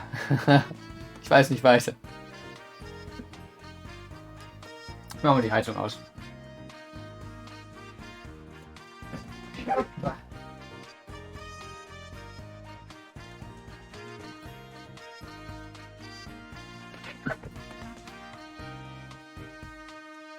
By the way, ich bin heute immer noch stolz darauf, dass ich heute eine Suppe gemacht habe, ohne irgendeine Anleitung, die nach einer Suppe aussieht, nach einer Suppe schmeckt, also generell nicht schlecht schmeckt. Und das, obwohl ich Suppen nicht mag. Also Dinge, die man nicht mag, sind ja meistens schwerer zu kochen.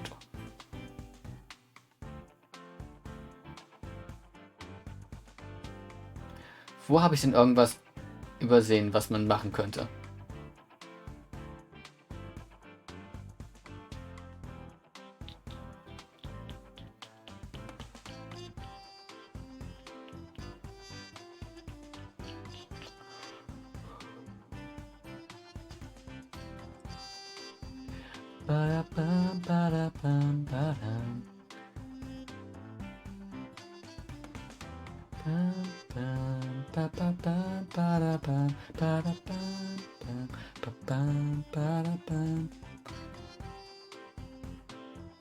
Ich meine, irgendwas muss ich ja übersehen haben.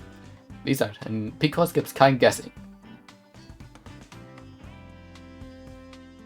There is just knowing.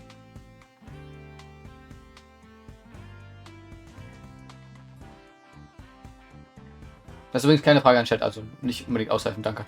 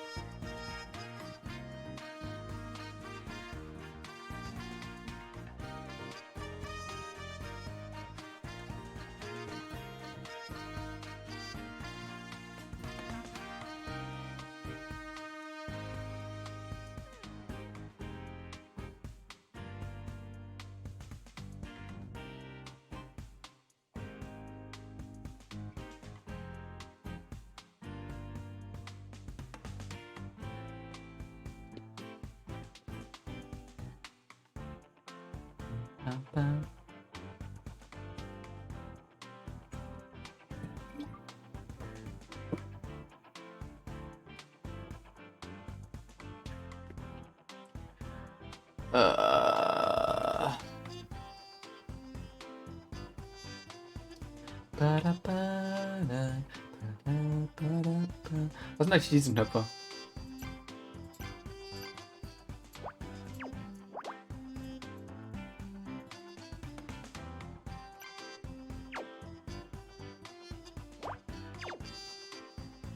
Oh, das sind Possibilities. Okay, nehmen wir kurz Possibilities.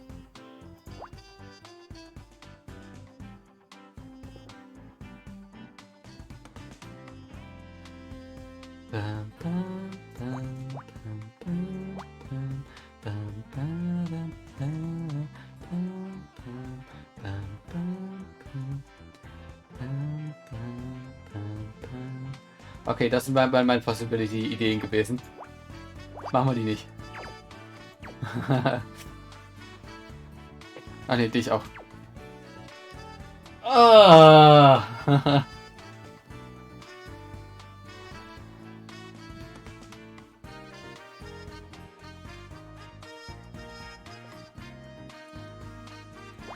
Damit konnte ich nichts anfangen, ne?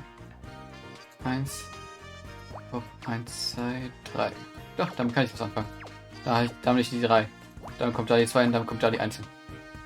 Oh! Ich hab was. Nice.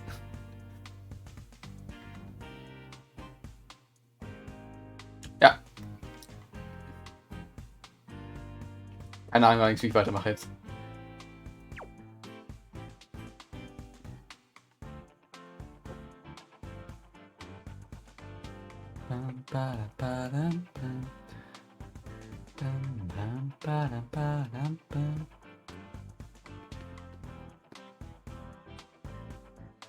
Hier kann ich nichts mit anfangen, ne? Ne. Momentan noch nicht. Vielleicht irgendwann mal, aber momentan nicht.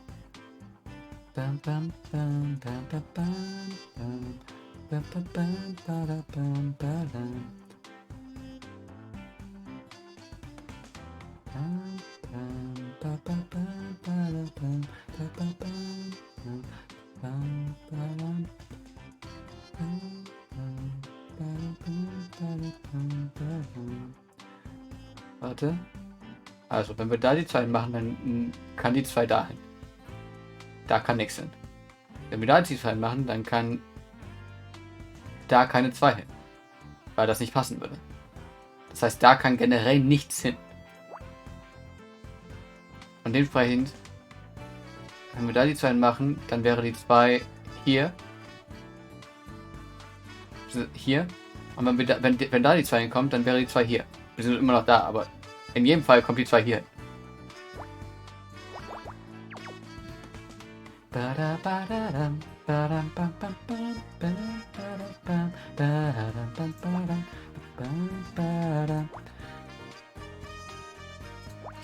Ein bisschen weirdes Denken gerade, aber irgendwie muss ich mich vorantreiben. Wenn das falsch ist, dann habe ich immer einen Anhaltspunkt, dass das falsch war. So, dann kommt das dahin, dann kommt die 2 dahin. Das ist die 2. Wir haben das abgeschlossen. Da kommt die 3 hin.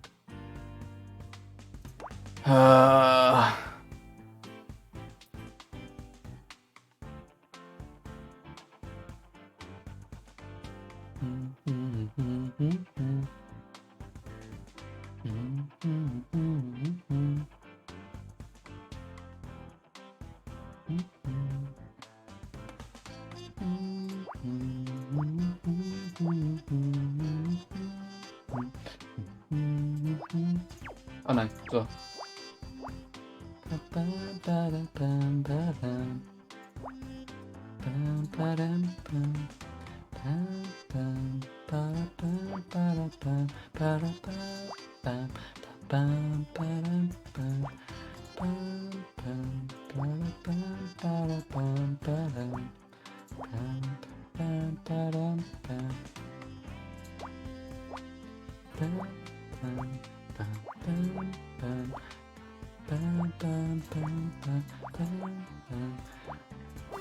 Alter!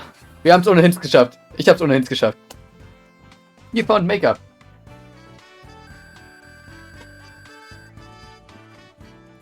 Das war aktiv anstrengend as fuck.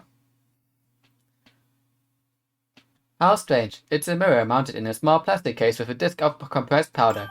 It's called blush. You put it on your face. Is it some kind of disguise?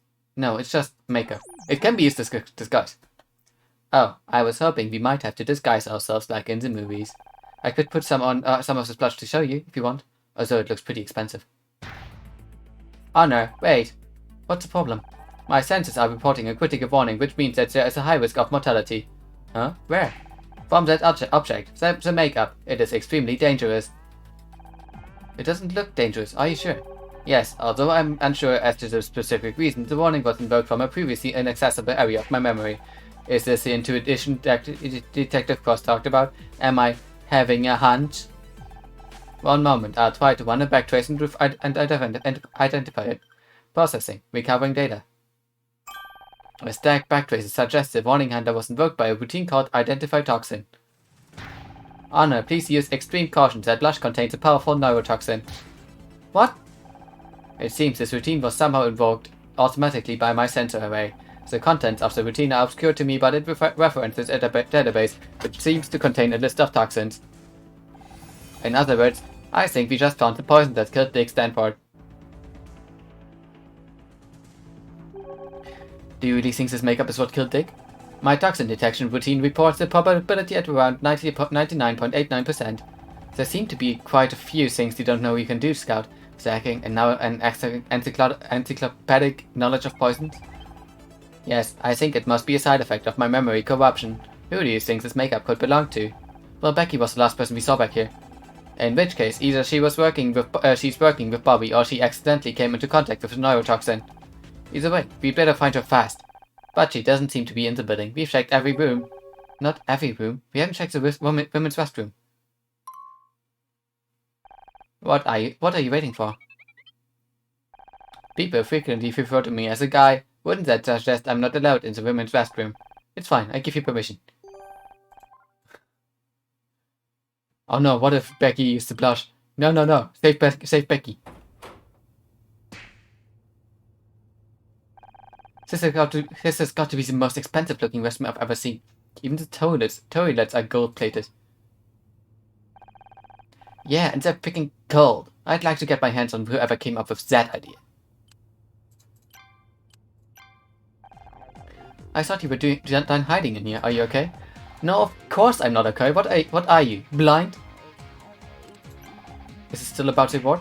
No, yes, but it's everything. The award, my parents. Maybe I should just lock myself in here for the rest of my life. Is winning a Starshine award really that big of a deal? They obviously don't appreciate talent, so just forget about it. Oh, I should just forget about it? Of course. Why did I think of that? It's only been a dream since I was 11. What if tonight was my last chance? I tried so hard this year. This was how I was supposed to prove that I'd made it. You don't get a Starshine unless you're at the top of your game. That's not strictly true. What's that supposed to mean? Dick had some files on his PDA that you might want to take a look at.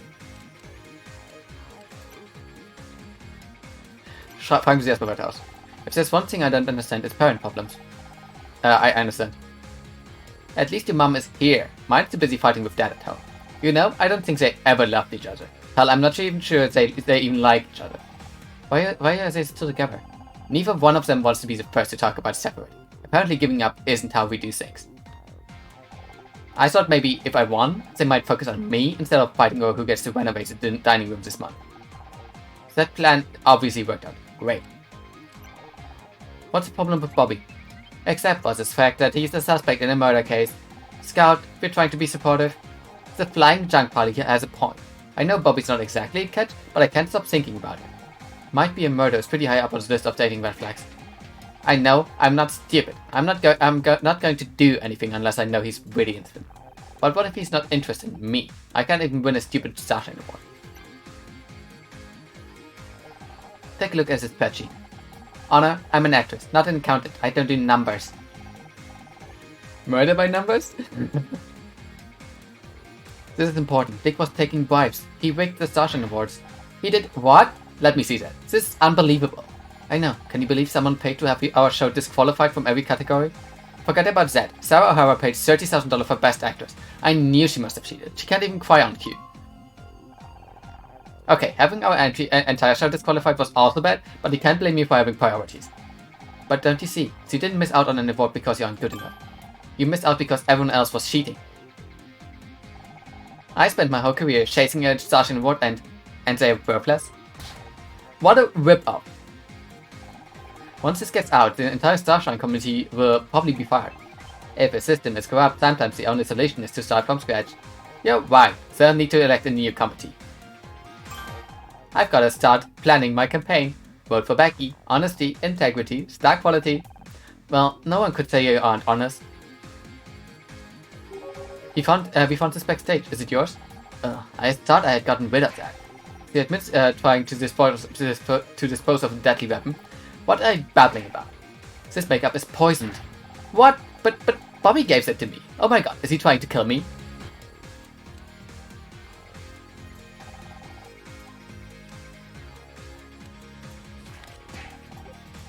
I told you, I don't want that car. Did you say Bobby gave this blush? We think this is what killed Dick Stanford. I said I'd think about going on his show, and he came back with this. It said it was a gift. So why did you leave it backstage?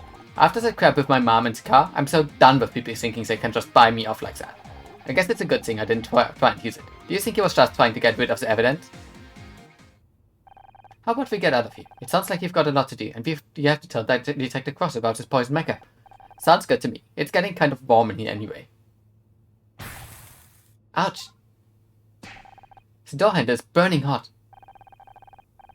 I'm detecting temperatures outside of nearly 1000 degrees. Either my sensors are malfunctioning or the building is on fire. What?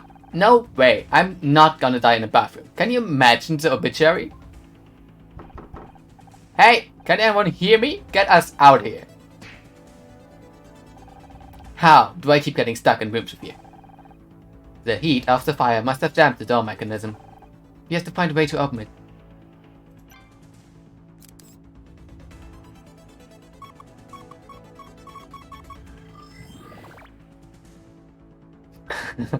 Ah yes, the building is burning. Time to do puzzles.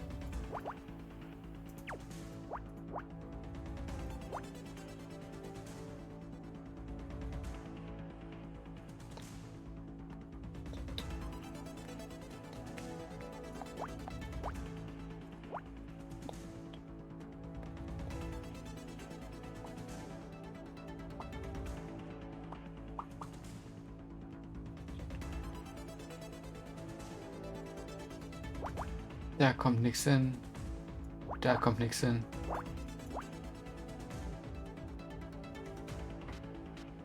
Warte, war das nicht jetzt auch passend? 1, 2, 3, 1, 2, 3, 1, 2, ja.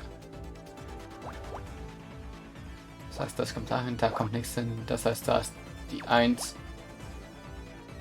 Das heißt, die 3 kommt hier dann irgendwo hin. Das muss die 3 sein. Dann kommen da die 1 und die 1 sind.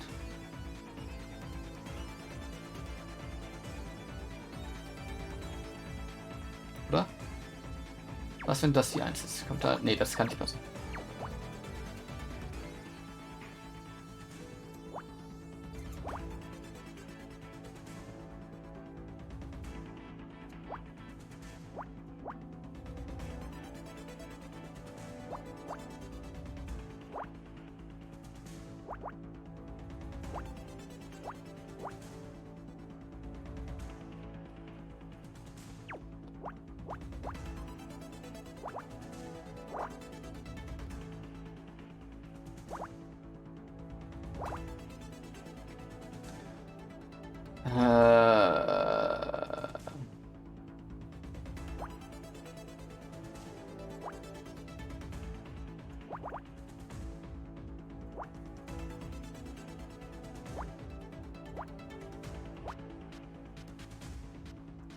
Ups, na, so.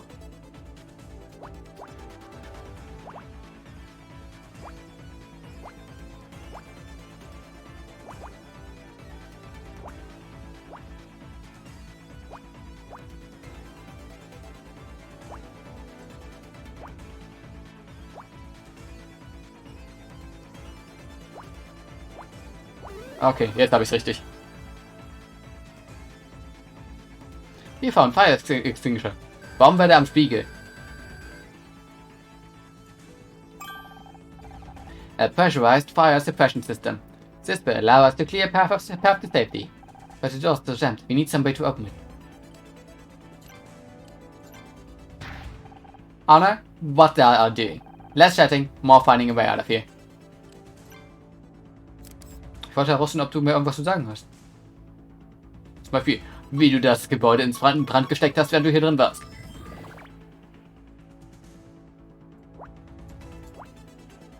Passt das? 1, 2...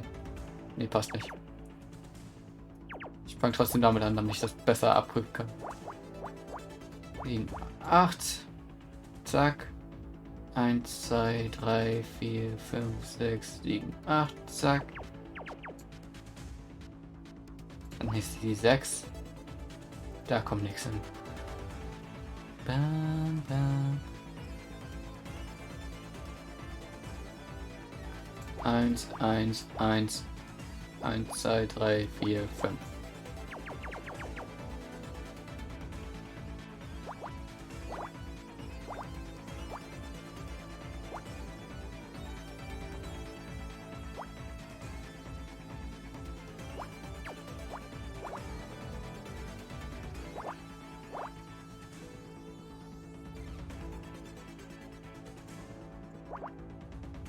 Ah, dann haben wir hier die 10er, damit immerhin schon 10er, sodass wir das relativ easy machen können. So, dann gucke ich mal kurz. 1, 2, 3, 4, 5, 6, 7. 1, 2, 3, 4, 5, 6, 7. Warte, das? 1, 2, 3, 4, 5, 6, 7. Ah, nice. Habe ich richtig versehen? Es wirkt falsch. Es wirkt falsch. So, 1, 1, 2, 3, 4, 5, 6, 7. Jetzt habe ich es. 1, 2, 3, 4, 5, 6, 7. Bop, bop.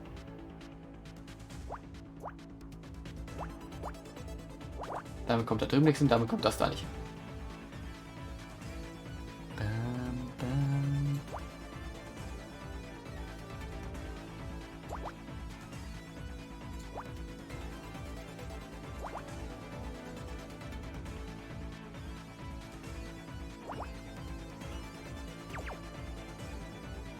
Wait, what?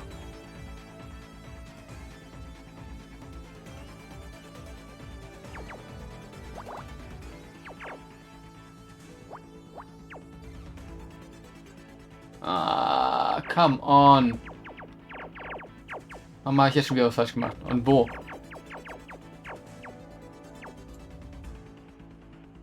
Eins, zwei, 3, 4, 5, 6, 7, 8.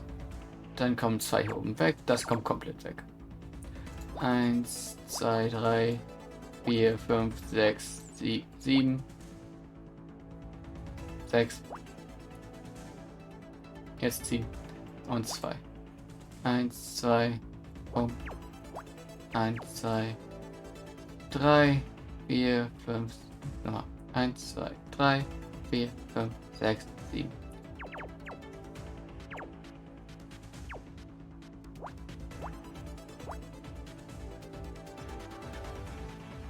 So, dann können wir hier hochgehen. Ja, ich habe irgendwas bei der 1, 3 schon falsch gemacht. Und zwar auf die 6. 1, 2, 3, 4, 5, 6. So.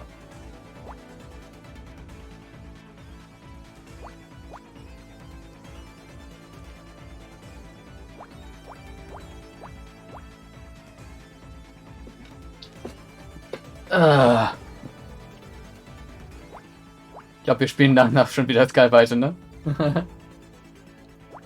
Ich wollte eigentlich gern allerdings den Fall abschließen. Aber ich mache gerade ziemlich dumme Fehler teilweise.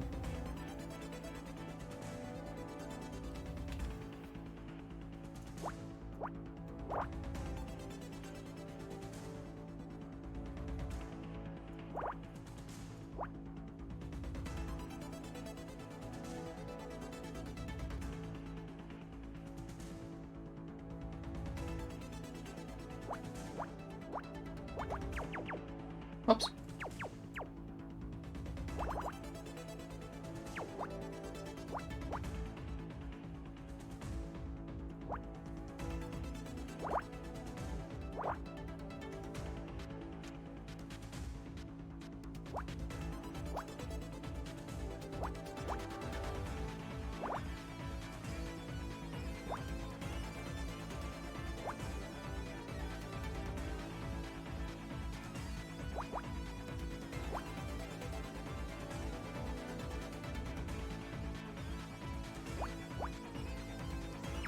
Ups.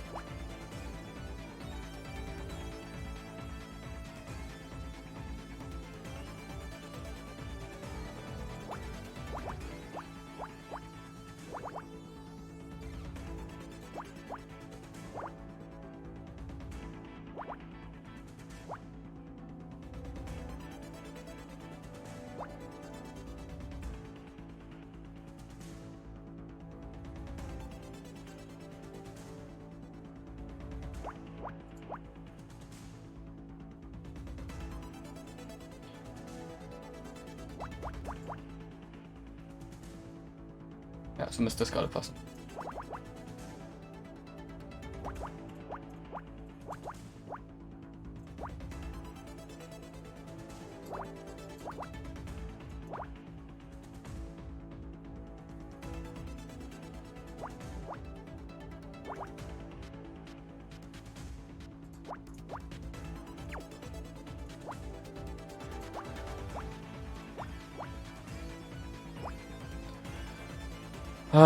Diesmal haben wir einen besseren Progress.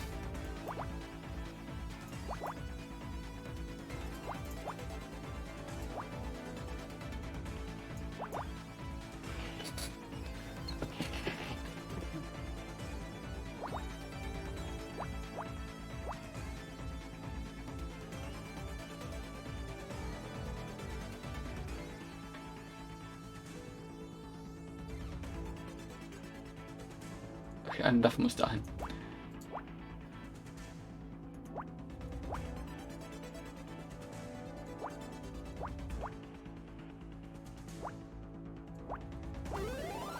Got it. Eine Crowbar.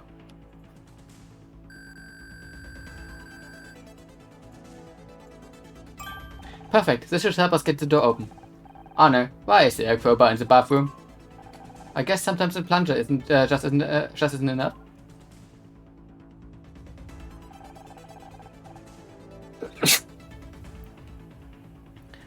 I think we can get out of here, but it isn't going to be easy. Are you ready? I was ready 5 minutes ago. Give me that fire extinguisher and open the damn door. Here goes.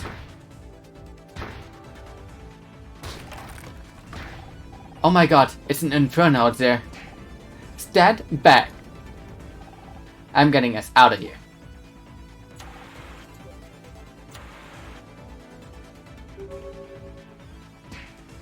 Come on, you idiots, move it or lose it.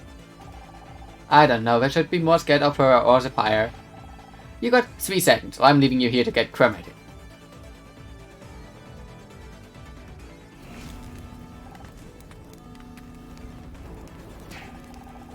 Come on, we're getting out of here, one way or another. It's so hot.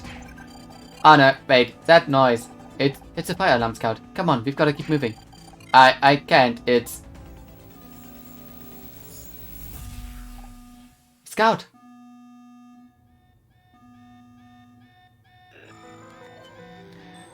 Flashback! Clear the area. Repeat, all non-essential personnel, please clear the area. Oh, is this just a test 1 modification? I don't even recognize half this equipment. I'm sure they know what they're doing, and I'll be keeping an eye on Scout. Don't worry about it. What am I being tested on? Image recognition? Computer interfacing?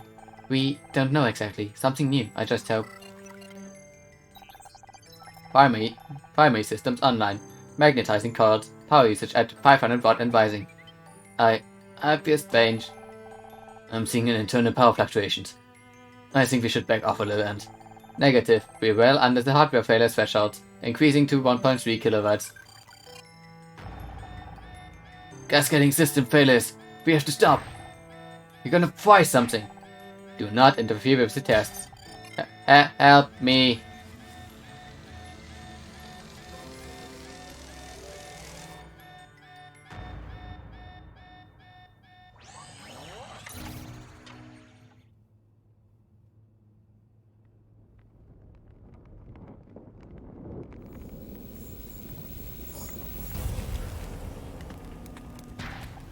Scout, wake up!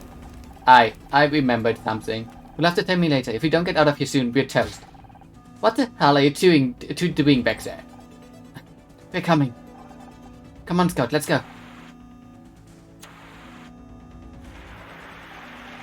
Yeah, take that and that. The fire's no match from me. This way, we're nearly out.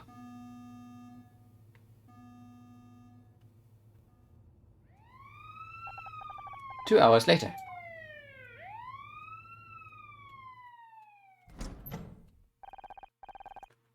It doesn't look that bad. The fire didn't reach the main hall. Maybe not, but the stench sure did. It smells like a garbage fire in here. Oddly surprising, half the building went up in flames. Everything backstage is gone. Backstage? You don't mean... Dick's dressing room? Yeah. What do you think caused the fire? Not what. Who? A lot of evidence just got burned up. Someone started that fire to cover the tracks. The captain's gonna have my ass for this. We lost everything. Not everything. Scout and I searched that room a little while before the fire. We have a new theory. Let's hear it. I just hope this isn't another wild goose chase. Dick was poisoned by Bobby Price. You've gotta be kidding me. We found the neurotoxin that was used to poison Dick. And Becky says Bobby gave it to her as a gift. We just need to interrogate him and... Is that it? What do you mean, is that it? He was trying to get rid of the evidence. We got him. You've got nothing. The case has more holes than a golf course. You can't arrest a man based on one witness statement. You need hard evidence. Where did he get that poison from? How was it administered? Where's the proof he handled this poison at all? I guess there are a few unanswered questions. But we did find the owner of the pink car. Can you please thorough? How am I ever supposed to trust you? It's nothing we can tell us. Just give us a little longer. Bobby's still outside, getting checked for burns. As soon as they are done with him, you can have your interrogation. You better have your evidence together by then. All of it. We'd better do this right, or he's never going to let us near a crime scene again. I just don't know if there's any evidence left after the fire.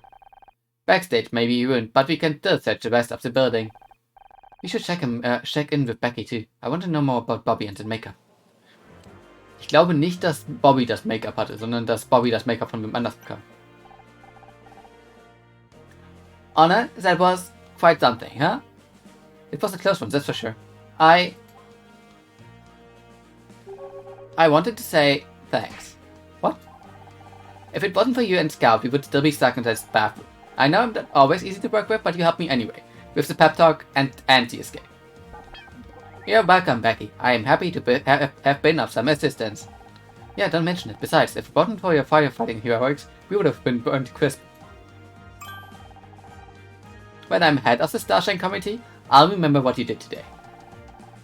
Really appreciate that, Becky, but I don't need an award. Who said anything about an award? I just said I'd remember. Jeez, talk about self-centered. If anything, we should be thanking you for getting us out of this building. Where did you learn to use a fire extinguisher like that? I played a firefighter in the school play one year, got really into the wall. I was a costume for like 2 months. Of course, back then the fire was just made of tissue paper. Holy crap, I could have died today. Why did you let me do that? I still can't believe the Starshine Awards was such a scam. I was so happy when we won Best New Show in '93. Who knows when the committee started accepting bribes? I think we won fair and square that year. And as soon as I get elected, I'm clearing house. All new rules and regulations. Sweeping reforms. Hollywood won't know what hit it. I'm glad you found your calling. It's like I told you, you don't need an award to be happy. Of course I don't need an award, I'm gonna be in charge of giving them out. That's way better. Just think of all the press conferences, the publicity. We need to talk to you about Bobby again. I already told you everything. He wanted me to go on his show and he gave me that makeup. You think I'm lying or something? Not at all, we're just trying to uncover more details. Can you remember anything else? Something you said? Any other gifts? There was this other thing that came with makeup. I didn't think it was important, but you can take a look if you want.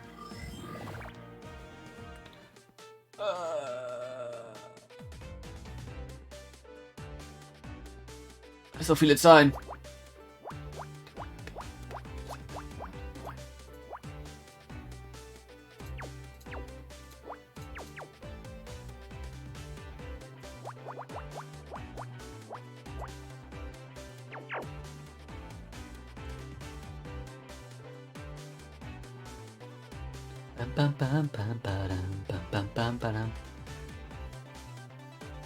So, 1, 2, 3. Ja, das muss so sein. 2, 3, 4, damit kommt das nämlich weg. 1, 2, 3, 4, damit kommt das weg.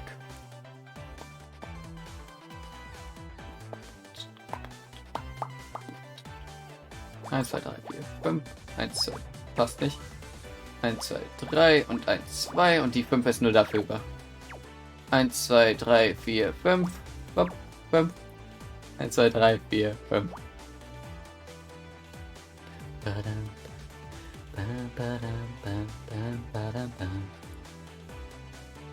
Was das? 2, 3, 2, 2, 2. Passt. Sah nach passend aus. 1, 2, 3. 1, 1, 2 und 4. Passt auch. Ich sollte mir solche Muster merken, welche passen quasi.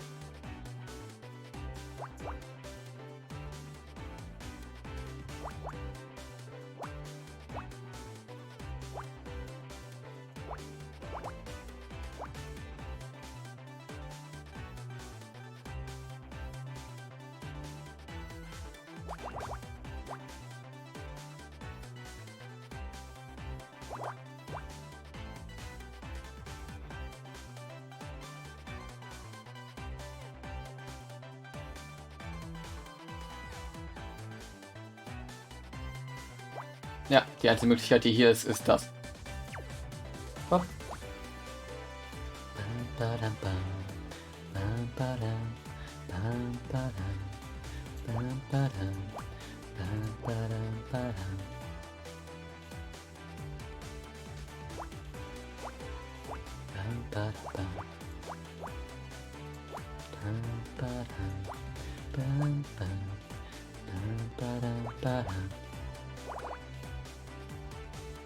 Ups.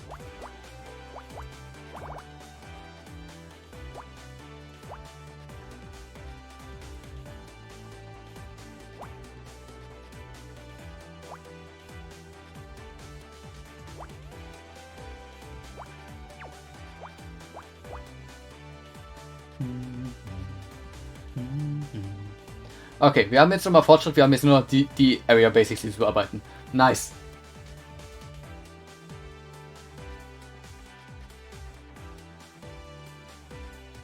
So.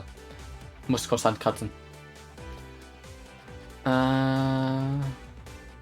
Leider ist diese Area basically nur 1 und 0. Also 1 und 2 und 3. Das ist halt nicht vieles. It's not a lot to go off of. Ich kann das hier rausnehmen.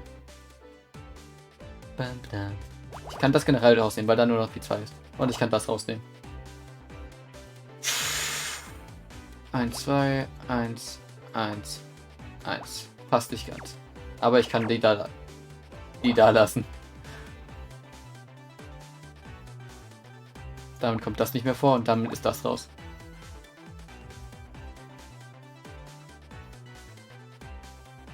Aber da muss die 1 hin. Das heißt, da ist das und da ist das. Das heißt, da ist das. Da kommt das nicht hin. Damit muss das denn da. Und das da ein. Das ist leer. Das ist da. Das ist da. Bam, bam. Bam, bam, bam.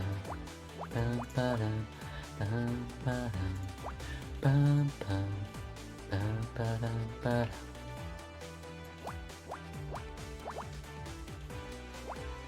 Bam, badam, bam. Bam, badam. Bam, badam. Bam, bam. Bam, badam, badam.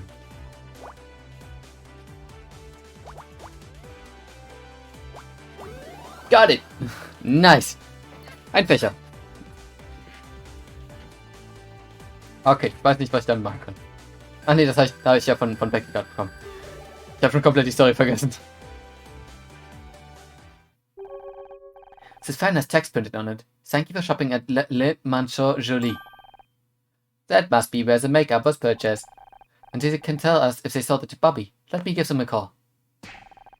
Damn it, the battery's dead. Don't suppose you've got a power socket?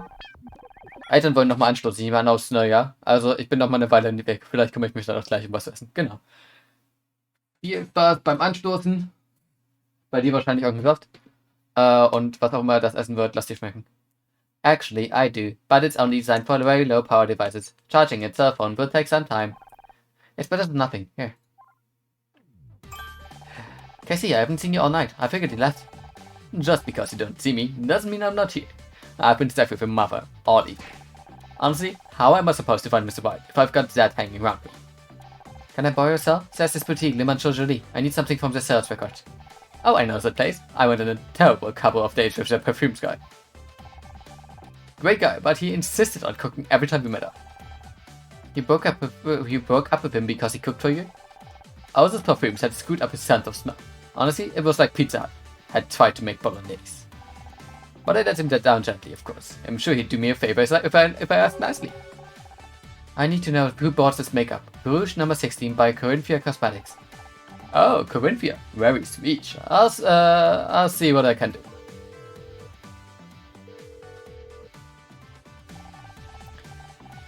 Hi, Le Manchot Jolie. Is that Masha? It's me, Casey. How are you? Supervisor, look at you. Me? Oh, you know, this and that. Oh, you saw the show? Thank you. Listen, could you do me a big favor? I'm trying to track down one of your customers. I know you don't normally give out that kind of information, babe, but can't you make an exception for me? Another date? don't know if that's such a good idea. Do you, Stricker? No? You don't have time anymore? That's great! That's understandable, given your new responsibilities. How about we meet up this Friday? Now about that info. Did you sell any Corinthia Rouge number 16 recently? Oh, really? A special order. Very interesting. Do you have any contact details? Yes, the phone number would be great. Okay, got it. Thank you so much, Marshall. See you Friday. So, did you get a game? Did you get a game? Did you get a name? Yep, only one person bought that makeup recently. Alex Costa. That name again. Who's Alex Costa? We think it might be Bobby Price using a fake name. Can you tell us the numbers I gave you? Alright, but I'm sending you my phone bill this month.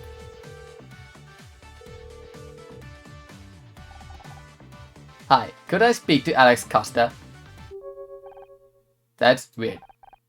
What happened? Was it Bobby? I don't know. They hung up on me.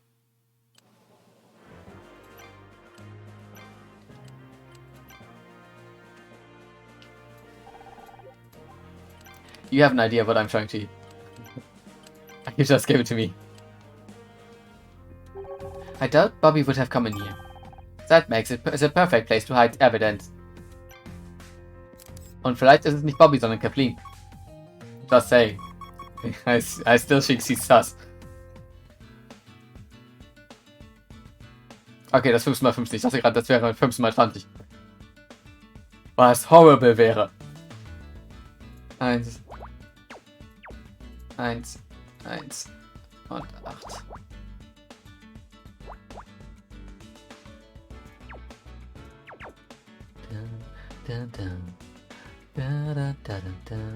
What the fuck ist diese Reihe?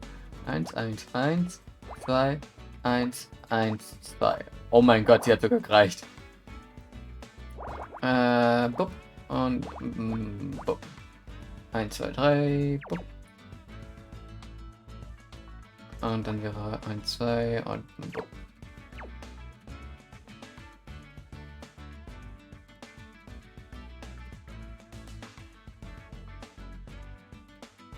Das wird nicht reichen. Da fehlt eine 1. 1, 2, 3, 4. 1, 1, 1, 2, 3. 1, 2, 3. Punkt. 1, 1. Punkt. 1, 2, 3, 4. Ja. Da kann ich gar nichts machen.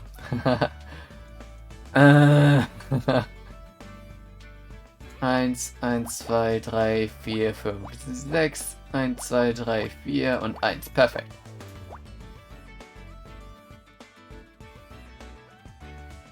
Ich krieg grad Hunger.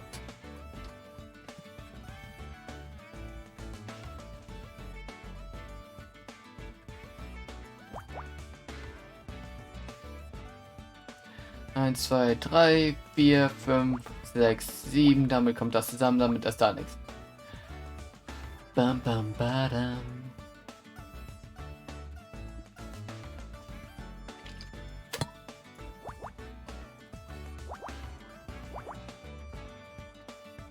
Ja, damit kommt da nichts hin.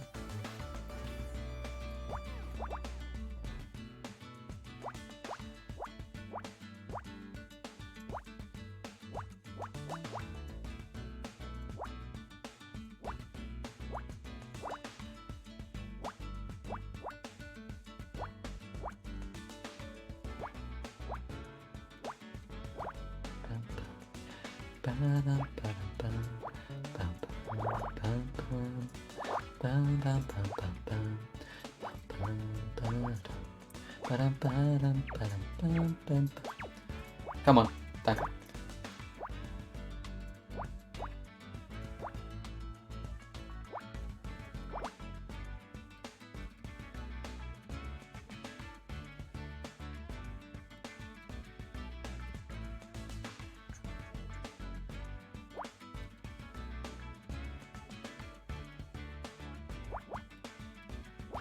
Wait, what? Ah, die 3 muss hierher. How can that not fit? How can that not fit? No. No. God damn it. Wo habe ich meinen Fehler gemacht? Wir fangen wieder von vorne an. Ich habe immer gemerkt, welche beiden Dinger vollkommen passen.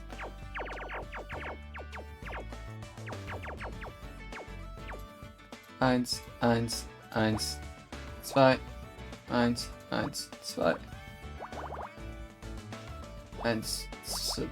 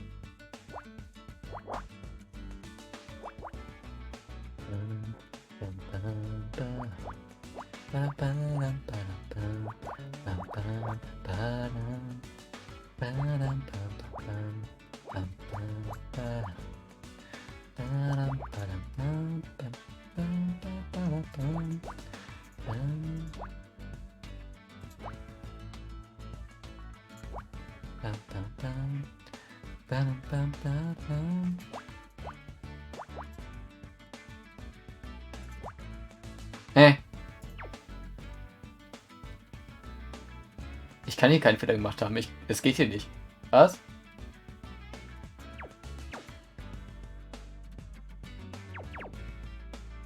Was?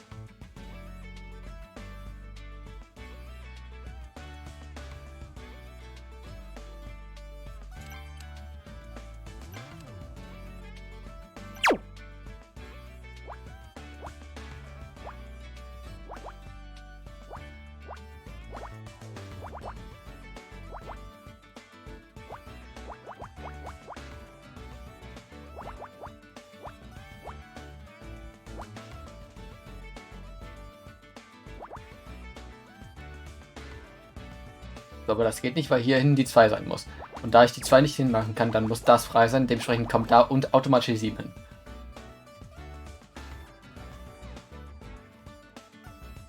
Eins, 2, 3, 4. 1, 1, 2, 3. 1, 2, 3. 2, 6.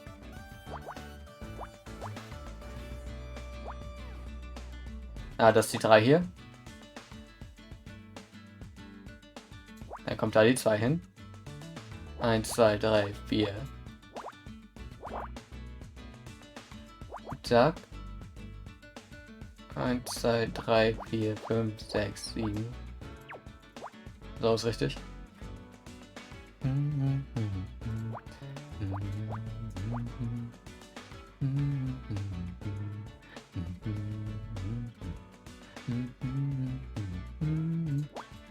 Dann muss das hier nämlich sein. Weil das hier oben hinkommt. Es funktioniert basically nicht anders. Hier muss die 2 hin. Hier muss die 2 hin, weil das ist wegen der 6.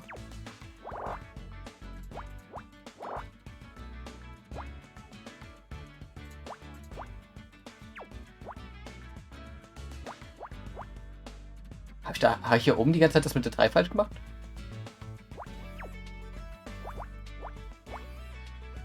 Mit der 1? Anscheinend.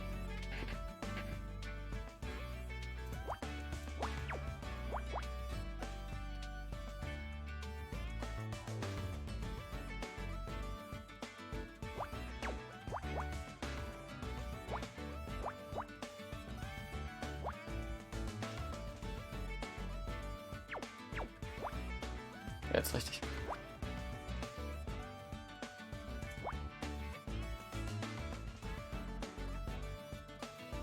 Eins, 2, 3, 4, 5, 6, 7, 8.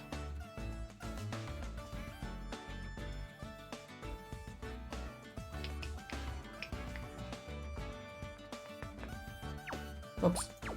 Ups. Oh.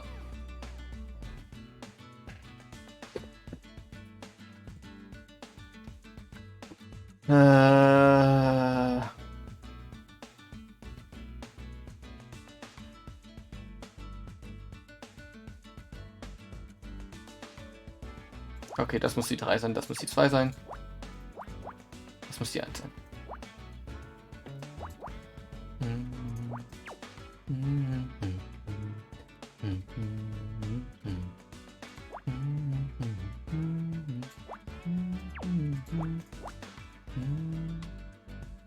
Ja, das muss ja auch die 2 sein.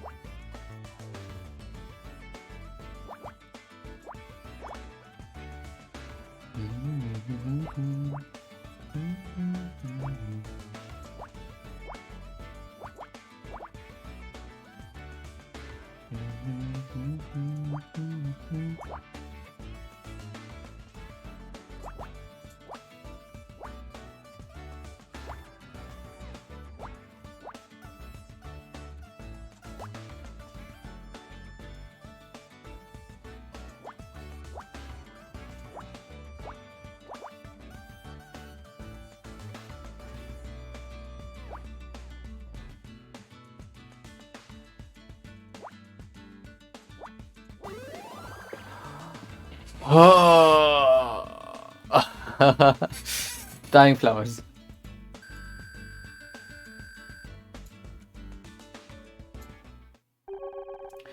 These are the flowers Dick was These are the flowers Dick got with his award, but they're all withered. Oh no, don't get too close. I'm detecting neurotoxin powder inside the bouquet. On the flowers, but Dick got these on stage. I saw him smell them. That's how he was poisoned. They must have been poisoned in advance, but how did Bobby gain access to the flowers before the ceremony? Maybe he didn't. We're getting closer to it. Bobby got the blush from someone else. Probably from Kathleen.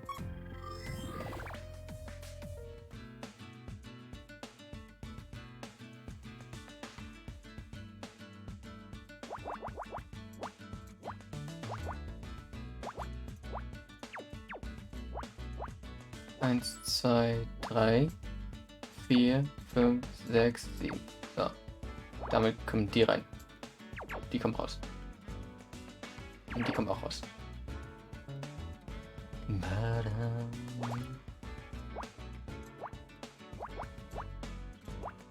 Nice. Immerhin das kann ich noch. Manchmal. 1, 2, 3. 1, 2. 1, 2, 3, 4. 1, 1. Okay, das kriegen wir auch hin. 1, 2. 1, 1, 2. 1, 2, 3, 4. 1, 2. Wunderbärchen. 1, 1, 1, 1. 1, 2, 3, 4, 5.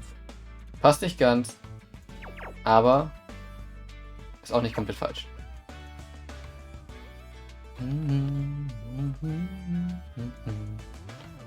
Das muss eine der Einzelnen sein.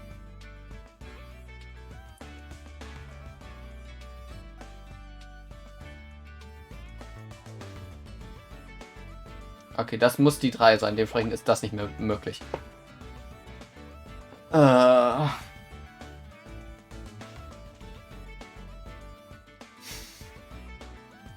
Not gonna lie, ich freue mich darauf, gleich ein bisschen Skull zu spielen.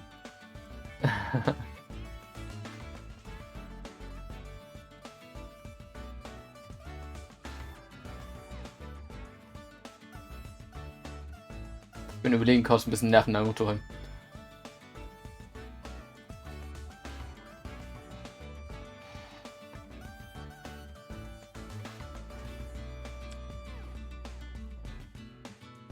Okay, das kann jetzt schon mal nicht sein. Ah, okay. Dann Da können wir nämlich ein paar ausschließen. Hier oben.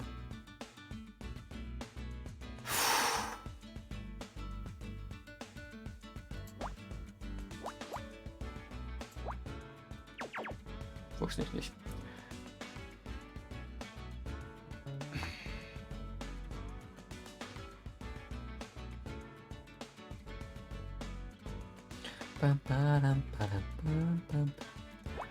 Ah ja, dich kann ich vielleicht mal kurz nachschauen.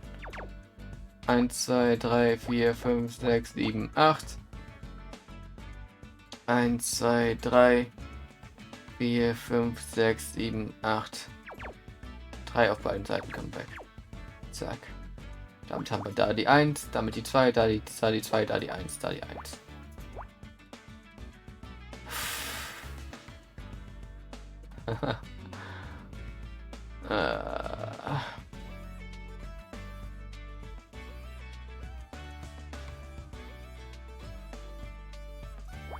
Das Ding ist halt, ich bin doch einfach zu fucking proud, als dass ich irgendwie mich dazu entscheiden würde, einen Hint zu nutzen.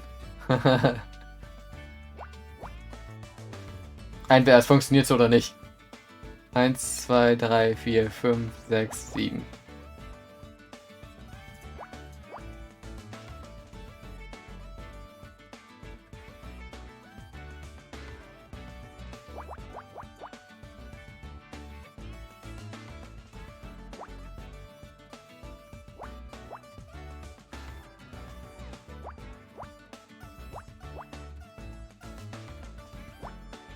Ups, da kommt das hin.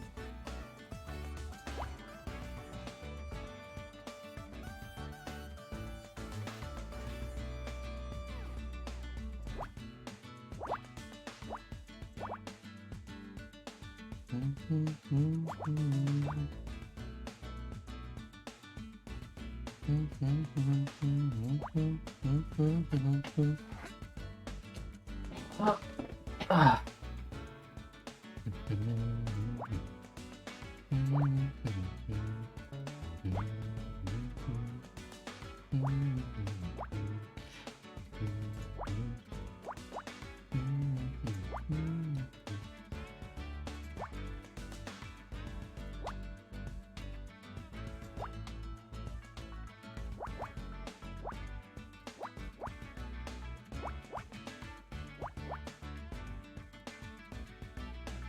Es kann sein, dass da die 1 kommt oder die 4. Also, oder das hier der 1 ist und dann die 4. Weil halt noch passen, dementsprechend können wir da nicht weitermachen. Ich hole Nervennahrung. Ich hole was zu essen. Ich hole was zum Schompen. Bis gleich.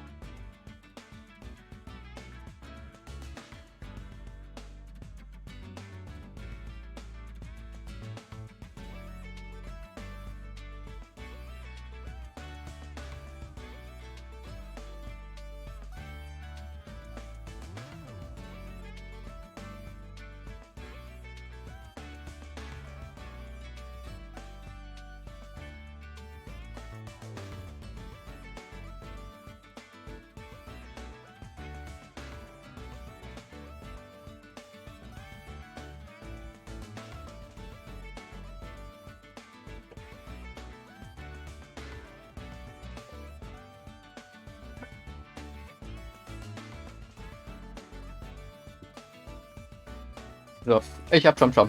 Ich hab nur das Trinken. Dann halt auch gleich klar, dass ich das auch noch holen muss.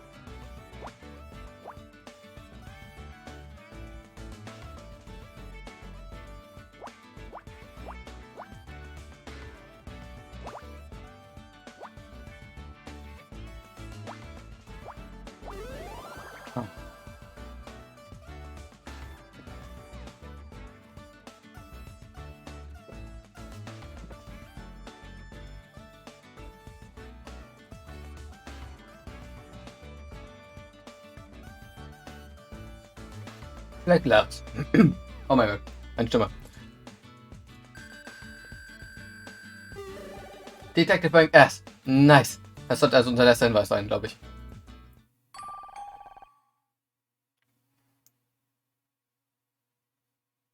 You made me dig through a garbage can for an old pair of gloves. Not just any pair of gloves. I detected trace levels of the neurotoxin on them. You're right, there's red powder on the fingertips. Bobby must have worn them while handling the poisoned makeup, then disposed of them in here. Only one problem with her serious Scout. These are women's gloves, and they look kind of familiar. I can't detect anything else unusual in here. I guess this is all the evidence we're going to get. I just hope it's enough to build a case around. Detective Cross will be here any minute with Bobby. We'd better have our final theory ready. Do you really think we have enough evidence? If we can't convince Cross... I know, this is our last chance, but I think I finally understand what happened here tonight. Kathleen killed Dick. It's all starting to make sense now. She admitted herself that she and Dick had a long-standing feud. He was a jerk to everyone on the show, especially her. Putting up with Dick was hard enough for just one night. Imagine getting that kind of abuse for over a decade. But she could never go public. It would be the end of her career, so she made up a fake name and started leaking rumors to the press. Until Dick called in his lawyers and stopped the press from accepting any more stories about him, she was silenced. Silent, but angrier than ever. That's when she decided to take matters into her own hands. Dick Stanford had to die. But if Kathleen killed Dick, how is it that Bobby gave that poison makeup to Becky? That's exactly what I hope to find out from Bobby.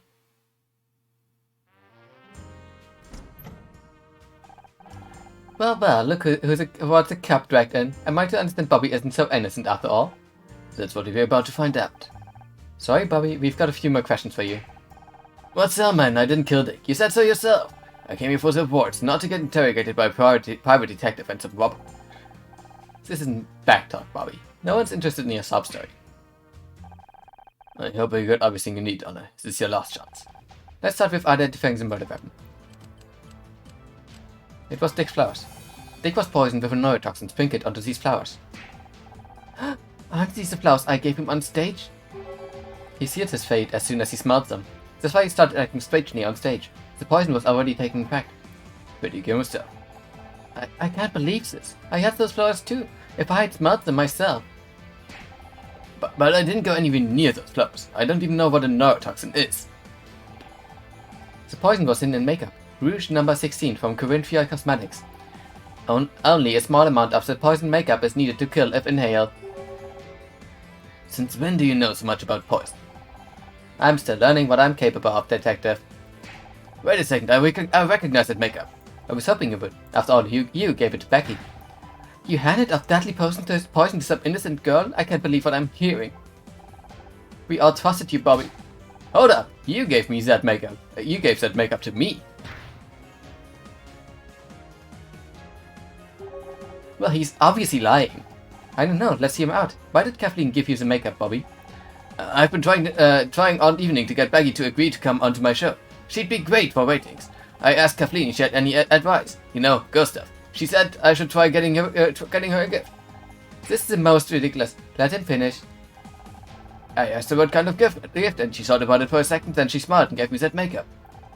So you're saying you were given that poison makeup by Kathleen? It's all lies. I haven't spoken a word to him all evening, and I've certainly never touched any poison makeup. That's where my next piece of evidence comes in. Detective, this is outrageous. Bobby is the suspect here, but I feel like she's interrogating me. Well, Miss Riley, what else have you got that ties Kathleen to the poisoning? We found this pair of gloves in the bathroom. Do they look familiar? Huh? They look just like the gloves Kathleen has been wearing all evening. They are identical, except for one important detail. These gloves have traces of neurotoxin on them. This is absurd. Quite. What are you thinking, Honor? I think Kathleen used that makeup to sneak a deadly poison into the Starshine Awards. I don't know anything about poison. Really? I think you knew exactly what you were dealing with. That's why you bought a spare pair of gloves. After you dosed Dick's flowers, you threw out the gloves you were wearing to avoid poisoning yourself.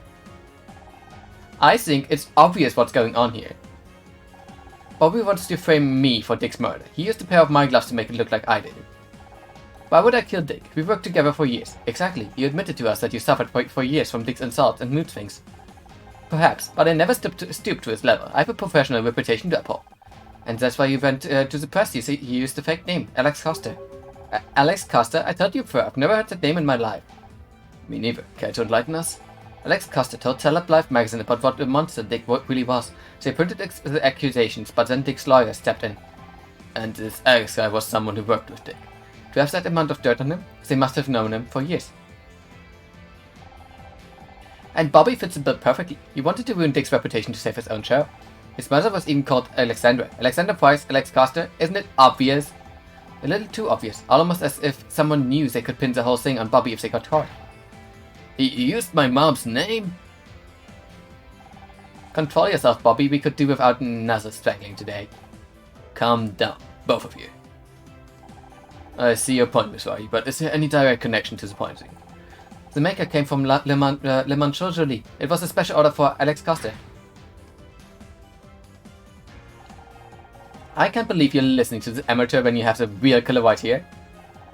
There's one last piece of evidence. Alex Costa's phone number. I don't have to stand here and be insulted. One moment, please. I have to... Oh.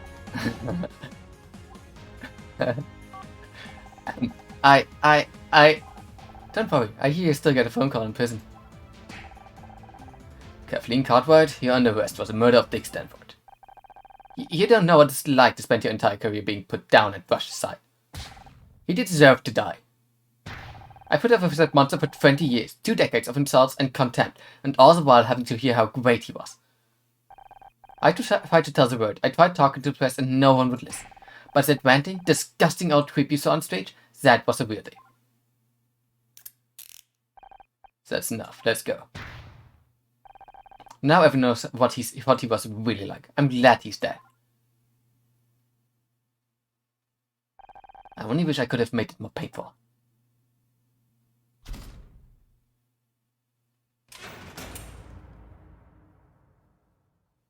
Sometimes not the solution.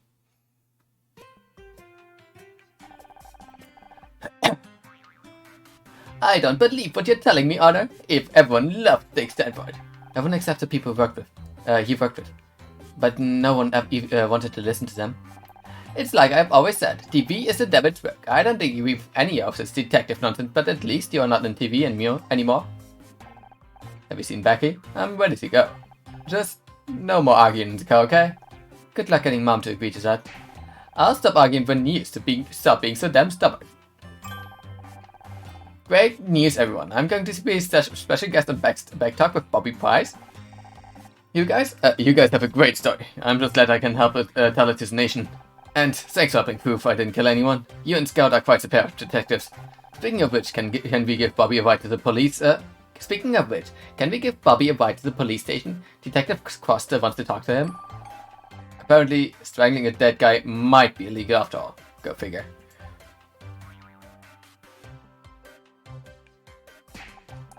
You know what? I'm not sure I want a self-admitted strangler sitting behind me in the car.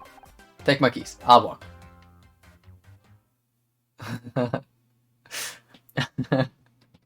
I'm on Casey. Scout and I headed back to my apartment feeling good. We'd done it. We cracked the case. We proved them all wrong. The feeling was intoxicating. A heady sense of accomplishment, like I'd never felt before. We'd worked it out. We found the clues, discovered the link between them, and now justice will be done. It felt good, and at that moment I knew I wanted to feel this again. I wanted to feel this all the time. The only problem was I still had to convince everyone else. Detective Cross, my mother. Only Scout seemed to really understand. In a few short weeks, he'd become one of my closest friends. Someone I could trust. Someone that had my back. But trust has a nasty way of getting broken when you least expect it. Oh no! The next murderer is Scout. Home at last. What? That was one hell of a night out, right, Scout? Scout? I'm not going to hurt you, I'm just here to warn you. Scout is not what he seems. He's dangerous. What? He needs to be shut down. Now, before it's too late.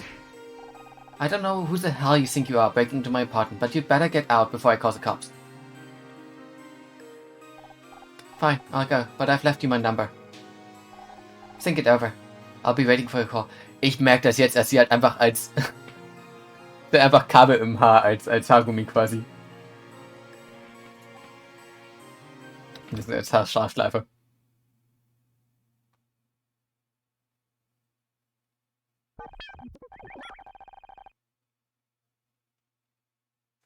Oh no, this is amazing. I was looking behind the bookcase and I found a Humphrey Bogart movie who we haven't seen yet. Is everything okay? Yeah, everything's fine. Let's go watch that movie, okay?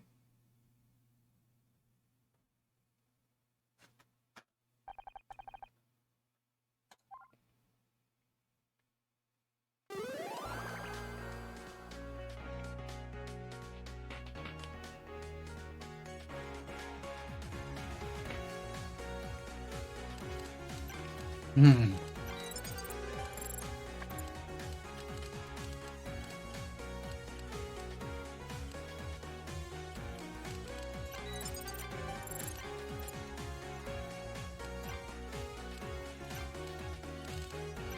Ja, ich glaube, ich mache jetzt einfach als Sky weiter. Ah. Beim nächsten Mal machen wir dann den